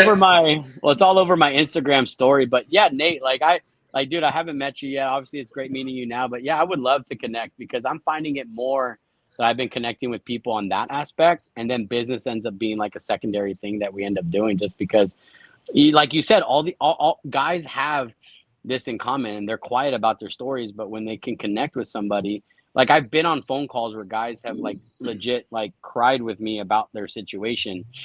And sometimes it's been about business and then I focus on their health and I ask them how their health is doing. They're like, it's not good. And so like we flipped the script like, hey, how about I don't do business with you, but let me like be your accountability partner and let's jump on like doing like hey, I'm about to do push-ups this morning. Like I did a push-up challenge and I had 14 people do my push-up challenge. On my first round of 75 hard, I had 14 people do 100 push-ups with me a day for the last 33 days that I had a 75 hard. And then my second round of 70 hard, I had a WhatsApp group of 19 people that were involved. At the end, only 5 made it, but we had a WhatsApp group of 19 people across the country that were involved to do 75 hard and started with me. So like, I don't know. I just feel like maybe that's where life's taking me, right? Like maybe that's, I don't know. It's been interesting. Yeah, I noticed my inbox filling up a lot when I was fasting, when I lost 140 pounds last year. There's people come out of the woodwork, and now people are telling me how fasting is changing their lives. And I didn't do it for any of that, but it's great to see other people changing because of what they saw me do too. You guys all have incredible stories. Nate needs to share more when it's time, Nate. When it's time, Nate. Dude, 310 pounds. That's wild, bro. That's wild. Yeah, I've lost. Today I'm 210. I'm 6'2". 210. I got down to like 190, and then I've just felt so skinny. So I've been like the past few months just focusing on putting some muscle on. Yeah, but it's crazy. Like it's crazy like how much my persona to people close to me has changed in that 3.5 years. Because before I was like the workaholic, working 12, 14 hours a day. And now people know me as like this fitness guy who's always running and always doing things like that, That's who I would have assumed you were, by the way, Nate. Yeah. I was just like, this guy's always taking care of his health. That's literally what I just thought. Which is great. I mean, that's a compliment, right? So that's honestly, Brett, like there's an idea right there. We kind of already kicked off the fitness side of Solar Business Insider. Like I think every month you should have someone of a weight loss journey or a fitness journey of some sort within Solar Business Insider. Maybe it's not the dramatic changes that are going to be like the whole story, but maybe it's just like the fact that people are focusing on health and wellness and what they're doing. I'm happy to do that. That's more to get the cutting edge for business, I'm happy to do that. We just need the stories. That's the hardest part about doing a magazine right now is find, and I want to do it monthly because this industry moves that fast, right? So where it's like it needs to be monthly, not quarterly, or however often. But I'm happy. By the way, that. congrats to Zach Chase. He posted he was 215-ish, 5'6", and now 147 and 5'9". Did you get those Kanzuri shoes that make you like 3 inches taller from Instagram or what? If so, send me an order. I need some of those. I would love to be 5'7". Zach's a character too. He's a good dude. But yeah, that's the hey, and Jose Lopez. Speaking of magazine, he's the cover. The cover boy himself. The original cover boy himself. There you go, Jose Lopez. What's going on, bro? Semper Fi. Okay, so Jose, if you're listening, I didn't know I wasn't already friends with your wife on Facebook. So friend, and then you know how when new friends kind of show up and feed and stuff, she's a freaking badass. Holy crap. Like she's just constantly like doing the coolest stuff. Like you can just see she's like super mom, super wife, and super business. Like, so kudos. Good find, Nate. Jose. Nate, you obviously have a good find.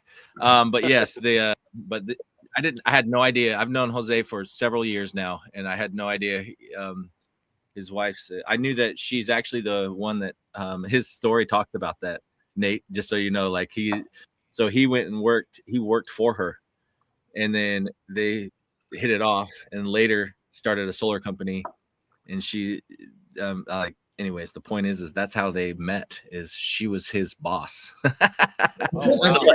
I think I met him once. I believe he might be in Apex as well. I think he is. Yep. Right. That's where I I met him at a SolarCon, actually. The first SolarCon 1 is where I met him. But yeah, that is a lot of the best people I know came out of Apex. Yeah. Yeah, he said work long hours for sure. She had him working overtime. That's what it was. Yeah, tell her we said hi, Jose. But yeah, that's cool, guys. That's a good discussion. I would love to, if you guys are up for it. I just need more stories. So I got 2 more. We got Ben and Nate. Yeah, and part of the reason I was able to do what I was able to do was Earl Capule taught me a lot about mindset. Earl is a great guy. Yeah. He's an amazing person. He's a big part of my success story for sure. I met him at your event in Plano, Brent, and I've kept in contact with him. He's a great, amazing human being. Yeah. Oh, the one you had back in 23 or 20? Was it 23? Yeah, 23. 23. Yeah, I was there. Yep, I remember. Yeah, at the Apex building, right? That's when I met your wife. Is it your wife's name's Christine? No, my wife's name's Stephanie. Remember, we all sat at the edge of the table. Yeah, at the yard house. Yeah, we all sat at the edge of the table. Horrible! Don't tell her I said that. Say y'all Stephanie. Y'all two were like cracking up over there. Yeah, we hit it off in the sense that she was telling me all her family stuff and about you two, and I was laughing so hard.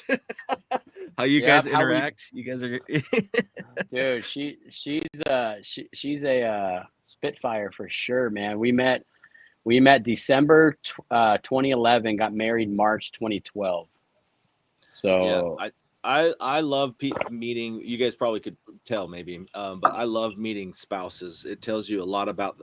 I learned more about Casey and Nate. Ben, I haven't met your spouse, have I? Did we meet? Oh, I don't think so. Well, yeah. At dinner? Mary Lee was with me at that dinner for a minute. Yeah, we didn't get to know. I didn't get to know her, but I love getting to know your spouses because it tells me everything about you. It tells me, well, not everything, but it tells me a lot of, and I mean the good stuff, not just the bad stuff. I'm talking it tells me a lot about what they see in you, which is cool. Yeah, because there's no filter. So like, she does not have a filter at all. Stephanie, and then it was funny. And Jamie's the same way. Now I'm trying to remember names. I'm getting nervous. Jamie. But Jamie's quiet, but she has that smile of like, yeah, Nate, I got yeah, but like you could tell she has a story about Nate. But obviously in love with you guys, so I'm happy for that. I love talking marriage, guys. Like if I could do a podcast on marriage, that would be my favorite thing to do. Is that Stephanie right there? Steph wants to say hi. She's meal prepping right now, but yeah. What's up, Stephanie? I can't hear you, but oh, he said what's up. I'm on my earpods, that's why. Yeah. Yeah. She said hi. She walked back in, but yeah. Yeah. But I don't know. I'm fascinated by marriage and relationships. It's not easy. That's probably the hardest part. We've been married for 24 years in July. So we're about to go on 25. So a quarter of 100 years, century. How old are you? I'm 44. I'm about 40, almost 45. Got married when we were 21. Yeah. So about to turn 45. And dude, we've gone through and we're high school sweethearts, sounds all perfect, and some of it was. And then holy shit, we've gone through some stupid stuff. And then and maybe it's not the hardest stuff, certainly not the hardest stuff, but in our own way, some of the dumbest things. And being an entrepreneur and being married, she married somebody who has been an entrepreneur his whole life. And so that was a whirlwind. She's the youngest of a college family. Like, you know, when you watch the movies where the family on one side is like all educated, quiet, and structured, and then the other side of the family at the wedding is like noisy and crazy. That's how our families are. So that was a hard first part of our marriage, and then having kids together was amazing. We've actually we've somehow pulled that one off really well. But she didn't want to be a mom. She had no desire to have kids. And I came from a family of 9 kids. I was like, kids, geez, that's easy. I can do that in my sleep, baby. Let's go. You know, so like it's not that easy, but it was not intimidating to me for that reason. I was the third of 9, so I raised kids. So it was an interesting dynamic, but I love talking relationships. It really is. I don't know. I can tell you our guys are into dynamic it for was sure. the same. Our dynamic was the same. It's like crazy. Like she comes from Stephanie comes from a line of college graduates. Her sister has her doctorates. Her mom graduated summa cum laude. When she told me she graduated summa cum laude, I literally thought she went to sumo wrestling school. Like that's how dumb I was. Like, you know, I was like, what the heck? Like what? I was the same way. I was the same way. I just heard it on some movie one time. I thought they must be cool. You know, like right. I was like, she was like, so did you go to college? I was like, I think I did a semester. I don't know exactly. Like so yeah, the dynamic of like college and not college and what our backgrounds like similar to you and your wife, Brent. It's like, it's been a fun point in our marriage. Like when we get to like talk about that stuff. yeah, Like, you get through that. Casey, when we first got married, I mean, I knew her parents through high school, like junior year, senior year. So they knew me, and we didn't get married till I grew up Mormon. So I went on a mission for 2 years, came back, and we got married pretty quick. And so there was years in between, right, of knowing her family and parents. So I got to know them pretty good. They knew who I was. And then, but they also were scared because of that. And so like, oh, I don't know, he's uneducated. And so I was telling her, I was like, I'm going to be an orthodontist. What? I wasn't lying. I wasn't like lying. I was just like, I better be something cool, you know, like, so I was like, I'm going to go to school. And I got into school. I was like, and took some of the like just the beginning chemistry stuff, and like, immediately I was like, and I'm done. None of that. Yep. So and it's gonna sell dirty dough, all due teeth. Yeah, good. Yeah. Attaway dentistry, man, you miss your calling. I thought that's dude. So it's just that it started out like that. Now Christy kind of knew, but she's like, okay, and she was all excited, and then within 6 months, I was like, yeah, that's not happening. And we were married at that point, you know? And so I was like, so I thought I'd be into graphic design because I've always been an artist, and I wanted to, but then you look up what artists make or if they do make any money, and that scared me. And so then I was like, I'll do graphic design. And I remember it was like the top average. I mean, we're talking 2001 right now, 2002, right? So I was looking it up like in the magazines and stuff, or like online in the early days of the internet. I'm like, oh, okay. So the average graphic designer, $78,000, or not the average, the top tier, $78,000 a year. I'm going to be rich. That's what I'm going to be. You know, like that was my mind. Like I wasn't putting any of my personal strength of what I knew I could do into it. It was just me trying to follow some damn educated path, and nothing, obviously. And I say some damn educated path, I mean, for me, I truly believe in going and getting a great education from whether that's college or not. It's not that. It's more just I just should have started even earlier. I should have gave up that pretending to be somebody else. So luckily I got into it later, and then or like got out of that, got into more communication and writing, and started liking that. And then I got into psychology of things, and then art, like all of that fascinates me. So that's how I got into marketing, is just trying to figure out why people choose to do what they do. That fascinates me. Jose posted, Brent needs to get a real job. Yeah. I put that on there. Hey, Brent, are your sons still involved in CRMX? Yeah, Chase is. Yep, he just got married. Oh, that's awesome. So, yeah, he just got married. He's still involved. He does a lot of freelance work on the side. So typically he'll come in, like he still does a lot of CRMX stuff for us, does all the done for you services. So, you know, when you get a subscription, it's a few $100 or whatever it is, right? Of any CRM I'm talking. And so you get that, but then you're like, oh, I need to I need more time into this. I need somebody to like work on this. And so he'll do a lot of that for our clients where they're like, hey, I don't have anyone in-house. Can you guys just build this for me? This is the concept. Here's the thing.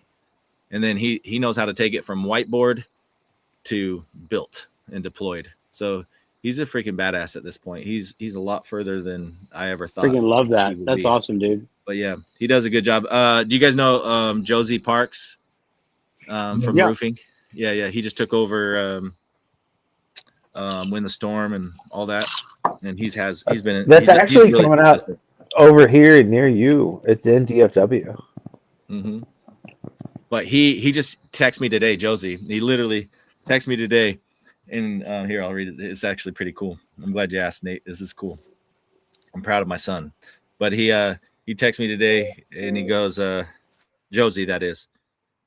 Because he hired Chase. Josie hired me to be his fractional CMO for about 4 months to just help clean some things up. And he's like, look, is there anyone else you could recommend just to take over what you're doing? I was like, well, Chase can do some of the basic stuff now that we have the system in. And Chase is sending emails out for me. He's all, hey, your boy's first email, he's at a 58% open rate. He's a great kid, bro. So like he's formulating the email, sending them out and getting high open rates because that matters in marketing when you have a large list. I mean, Josie has like 22,000 people on their list. So you gotta get people to read your emails. Anyway, so he's doing stuff like that, Nate. And he's That's loving awesome. It. He's doing a good job. He's learning as he goes. But now he's married. And the pressure's on, dude. He's not even 19 yet. He's about to be 19, and he's married. He's like, oh, I gotta pay bills. So he's facing that reality right now. I'm waiting for him to have his first nervous breakdown. It's fun. Nervous breakdown. Yeah. It's gonna happen. You guys know how that goes. Where you're just like, I'm trying everything I can, and all of a sudden I'm short on this, and I spent too much here, and I thought I'd be fine because this. And I'm just gonna smile. Well, before he loses all his hair, just buy him a bunch of melon hats. Yeah, buy him, dude. He can just have half of mine. I have too many.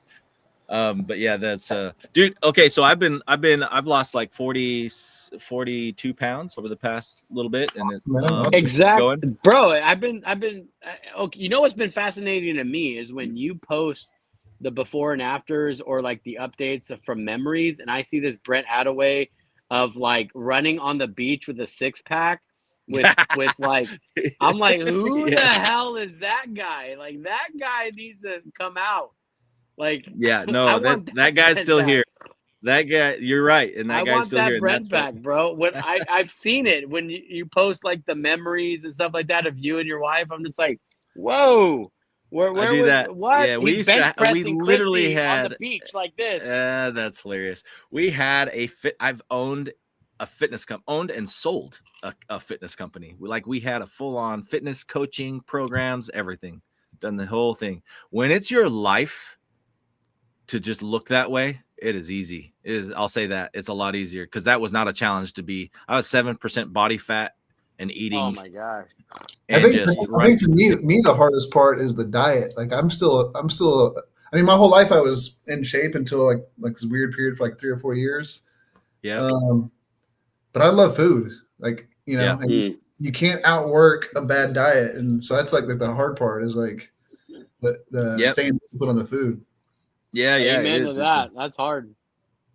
Yep. It's taken me until 2 years ago, not even that, actually a year and a half ago, to finally like I just had to work on my psychology. Like I'm doing weird stuff like hoppe and stuff, snorting shit up my nose, guys. Like prick my not bad shit, not bad shit. You'll look up legal stuff.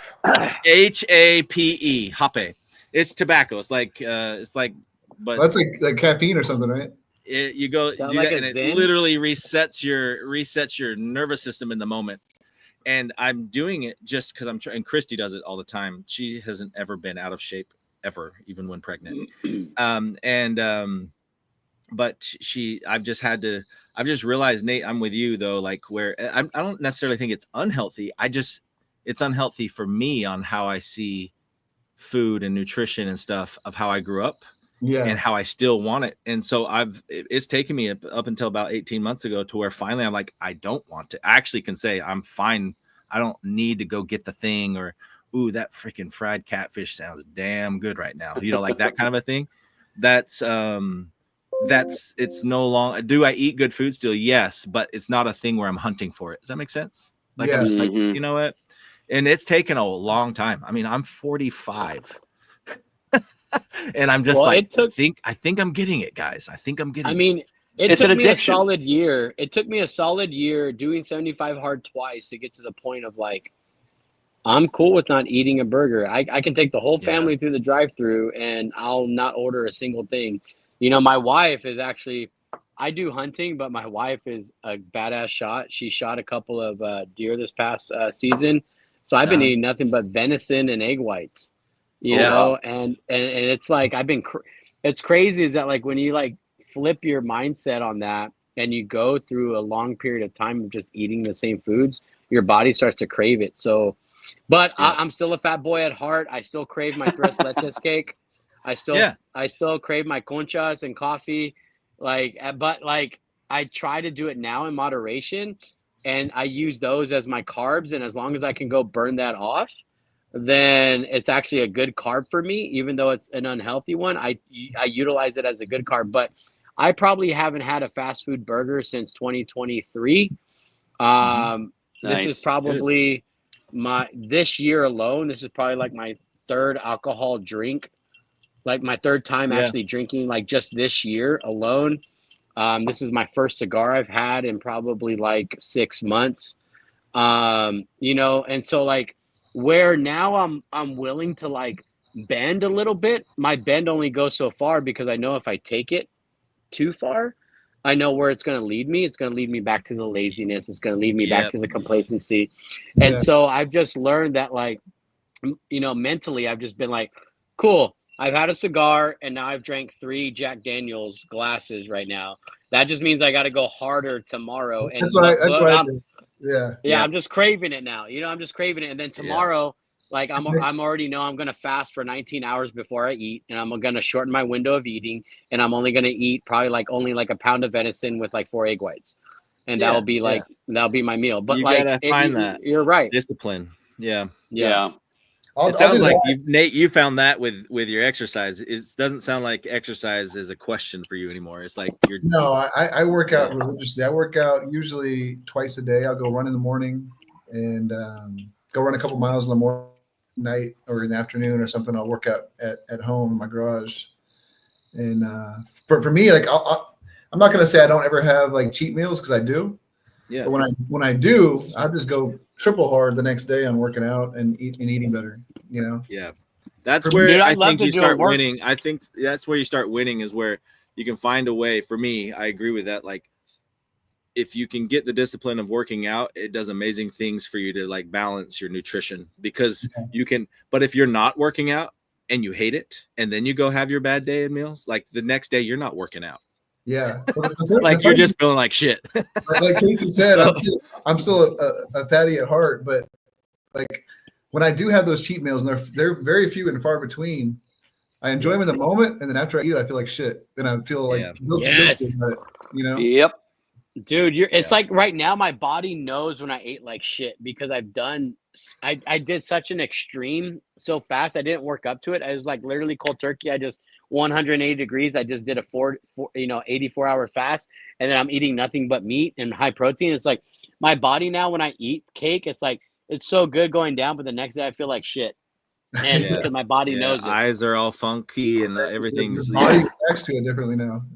Yeah, I actually want to go to Dallas and actually, dude, we should actually work out, Nate. Like, we should actually do like a workout. Yeah, I'm 100% down. The next month is going to be kind of tight, but after that, I'm actually on a different fitness journey now. I actually didn't put this in the magazine, but I kind of actually stepped out of the gyms.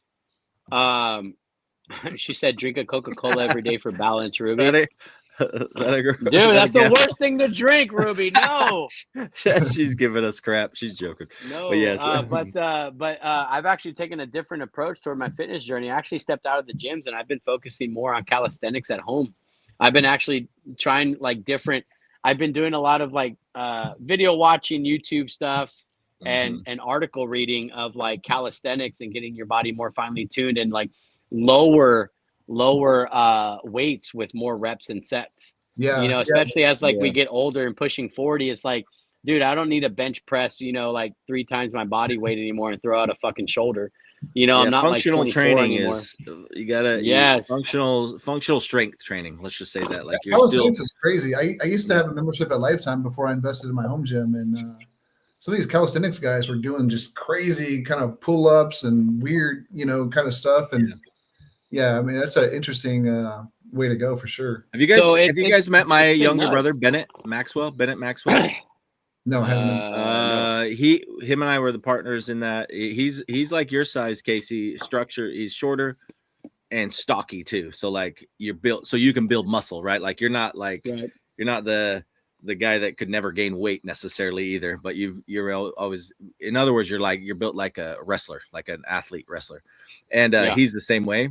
And but when we had our solar company, I mean, he got to 300 and something pounds, 320 at 5'6", wow. 5'7", maybe 5'7", I forget how. And dude, he over the past, once we sold that, and then he started Dirty Dough. He's Dirty Dough Cookie Company, and now he just sold that. And so that's been in the past 3 years. In 3 years, you guys go check out Facebook. Bennett. I should have him as a transformation as well on the magazine, but the dude goes into all he does is the calisthenics, ice baths, and all the different things. Not ice baths all the time, but he got into his health, not his necessarily the gym, right? So, which is just to what you guys are saying. And man, he's built now, and he's like he's back to like wrestling shape. Like he's just but from calisthenics, doing more stretching and yoga type stuff. But shortcut here, or a shortcut cheat code. Christy got a tonal, though, that machine on the wall. Have you guys seen those going around? Yes, I've been wanting to get one. I was skeptical because I never thought I would like working out to somebody, a video in front of me, those big long video screen things. Like I just did. I was like, I just want to do my workout. That, and I've been working out at home anyways with bands on the walls. I have all the stuff. I've been doing that for a year and a half. And we just got a tonal like 6 weeks ago, maybe 6 weeks ago. I don't miss a workout, and I don't even have to try. I get it. Like, do you guys remember P90X? Yeah. So Tony Horton, yeah, he's on there, and so it's like this, like it's almost like I'm working out to Tony, and it's Blast not P90X style. It's not even P90X style. I'm doing my workouts.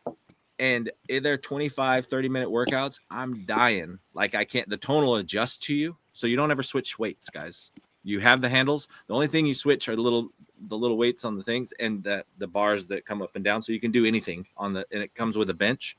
So you can do bench press and stuff, and it has these cords. And you go through the workout with them. You do, first of all, to set it up for your profile, you can set up multiple profiles on one machine, right? So Nate and Ben and Casey and Nick and I could all work out at different times and just change our profiles, and it would adjust our weight, what we tested on. So you go test, it knows your strength. Oh, it automatically. And then as you go, there's buttons on the side of the handles, and you just go, and all of a sudden the weight just kicks in. You're like, whoo, and then you start bench or this or flies or whatever it is, and then it'll adjust. If you slow down, it can see you're struggling. It'll adjust and assist. And in other words, you can get through a workout fast, and it's hard. Like I'm struggling. Yesterday, I finally stopped feeling sore. I haven't felt that sore in a long time in my chest, and shoulders and traps. But anyways, that thing, if you invest in one, because they're a few $1,000s, but man, that if I would have had this my whole life, I would have been like, wow, okay, I'm never going to the gym. The totals are pretty dope. Like I've seen them. Like it takes up no room at all in your house. It's up against the wall. It sticks off of your wall this far, and it's just a big flat thing, and then it just turns into a whole home gym for you. It's pretty cool. It's actually what's crazy is I've been seeing better results with like my muscle mass doing calisthenics than I was doing on 75 hard strict, working out in the gym, because this is how easy it is for anyone watching. This is how easy it is to just like change yourself. All you have to do is stop eating by like 7 7:30. Don't eat until noon the next day. If you can do that, you'll be great. You don't even have to change your eating habits. Just don't eat past 7 and don't eat until 12 the next day. If you can commit to doing at least, well, I do this, but if you can commit to at least doing 100 push-ups, 100 squats, 100 sit-ups, and 50 pull-ups somehow throughout the day, you will literally change your body within 60 to 90 days. I do 200 push-ups a day. I do 200 squats. I actually do an additional 100 Roman squats, and then I do 100 pull-ups, and that throughout the day. And then the weights that I'm using are 12s and 15s for an additional workout that I'm doing, and I am seeing better results for muscle mass. When you're doing the pull-ups, how many reps are you doing in a set?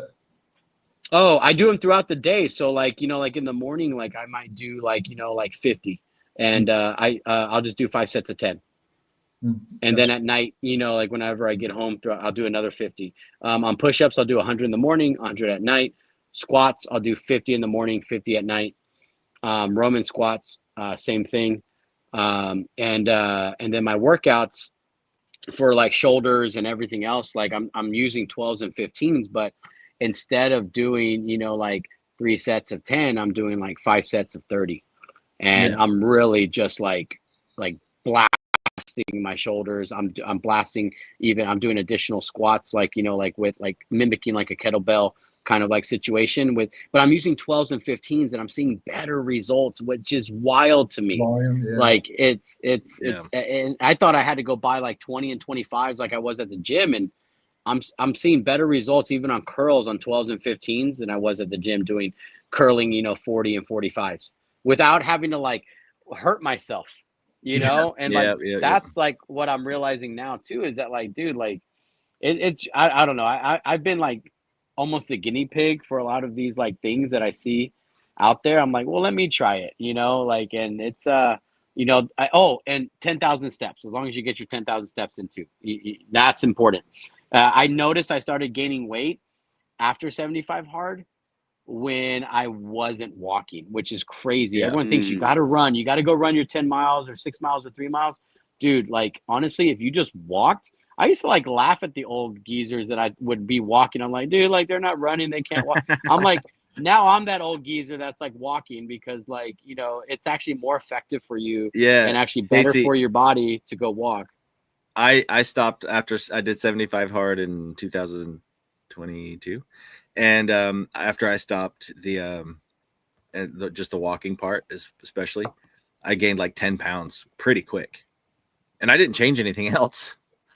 I just stopped walking. I stopped walking because it's about 45 minutes. If you'll just go, I mean, at a good click, not like speed walking, but just at a good click, not a lazy walk. Then you can do it pretty quick. Otherwise, you can kind of do a lazy walk in an hour and 20 minutes, like you can, or hour and 10 minutes. But we live in like the backyard. So I always film stuff. So you guys will probably see me do that. But like, I just walk, it's a quarter mile to the back of our property. And so I just sit there and walk back and forth with the dogs.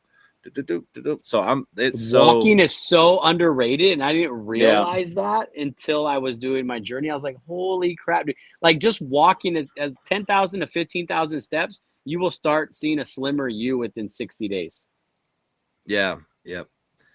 Well, guys, Ruby says that she gets her steps in here with my dog, but Ruby, I'm going to go back a chat, but she's eating her 2 a.m. cereal bowl. Yeah. I love it. Hey, you know what? Go get Mootopia with your cereal bowl. It has 17 grams of protein in the milk, and just get your walk in the next day. You'll be good. And then you don't have to feel guilty about your 2 a.m. cereal. I do that too, but instead of using milk, I use like the Premier protein. 30 grams of protein. Ultra filtered. Ultra filtered stuff. That's yummy. Well, good. Hey, I let's wrap this up. It's been good to chat and be with everybody. It's been a pleasure. So Casey, thanks for showing up again. Thank you. And hold on a second. My buttons are not working. So Nate, let's shoot me a message on Instagram or something like that. Let's connect. Yeah, we'll do. I just added you as a friend, Nate. Casey, on Facebook. Oh, sweet, Ben. Yes. Yeah, done. Ben, it's been a pleasure. Thanks for being here. I know you've been here a few times now. Nate, first time. Woo woo. Yeah, And first good luck. time it was by mistake. I thought I was just coming here to watch you guys. The next second, That's actually happened several times, by the way. It's been you're not the only one. That's been you sneaky in here. But no, seriously, it's good to connect with you again, man. And Nick, thank you. If you're in the background, thank you for being here, brother. Yeah, love to do it again. Okay, Later, guys. Later, guys. Yeah, buddy. Later.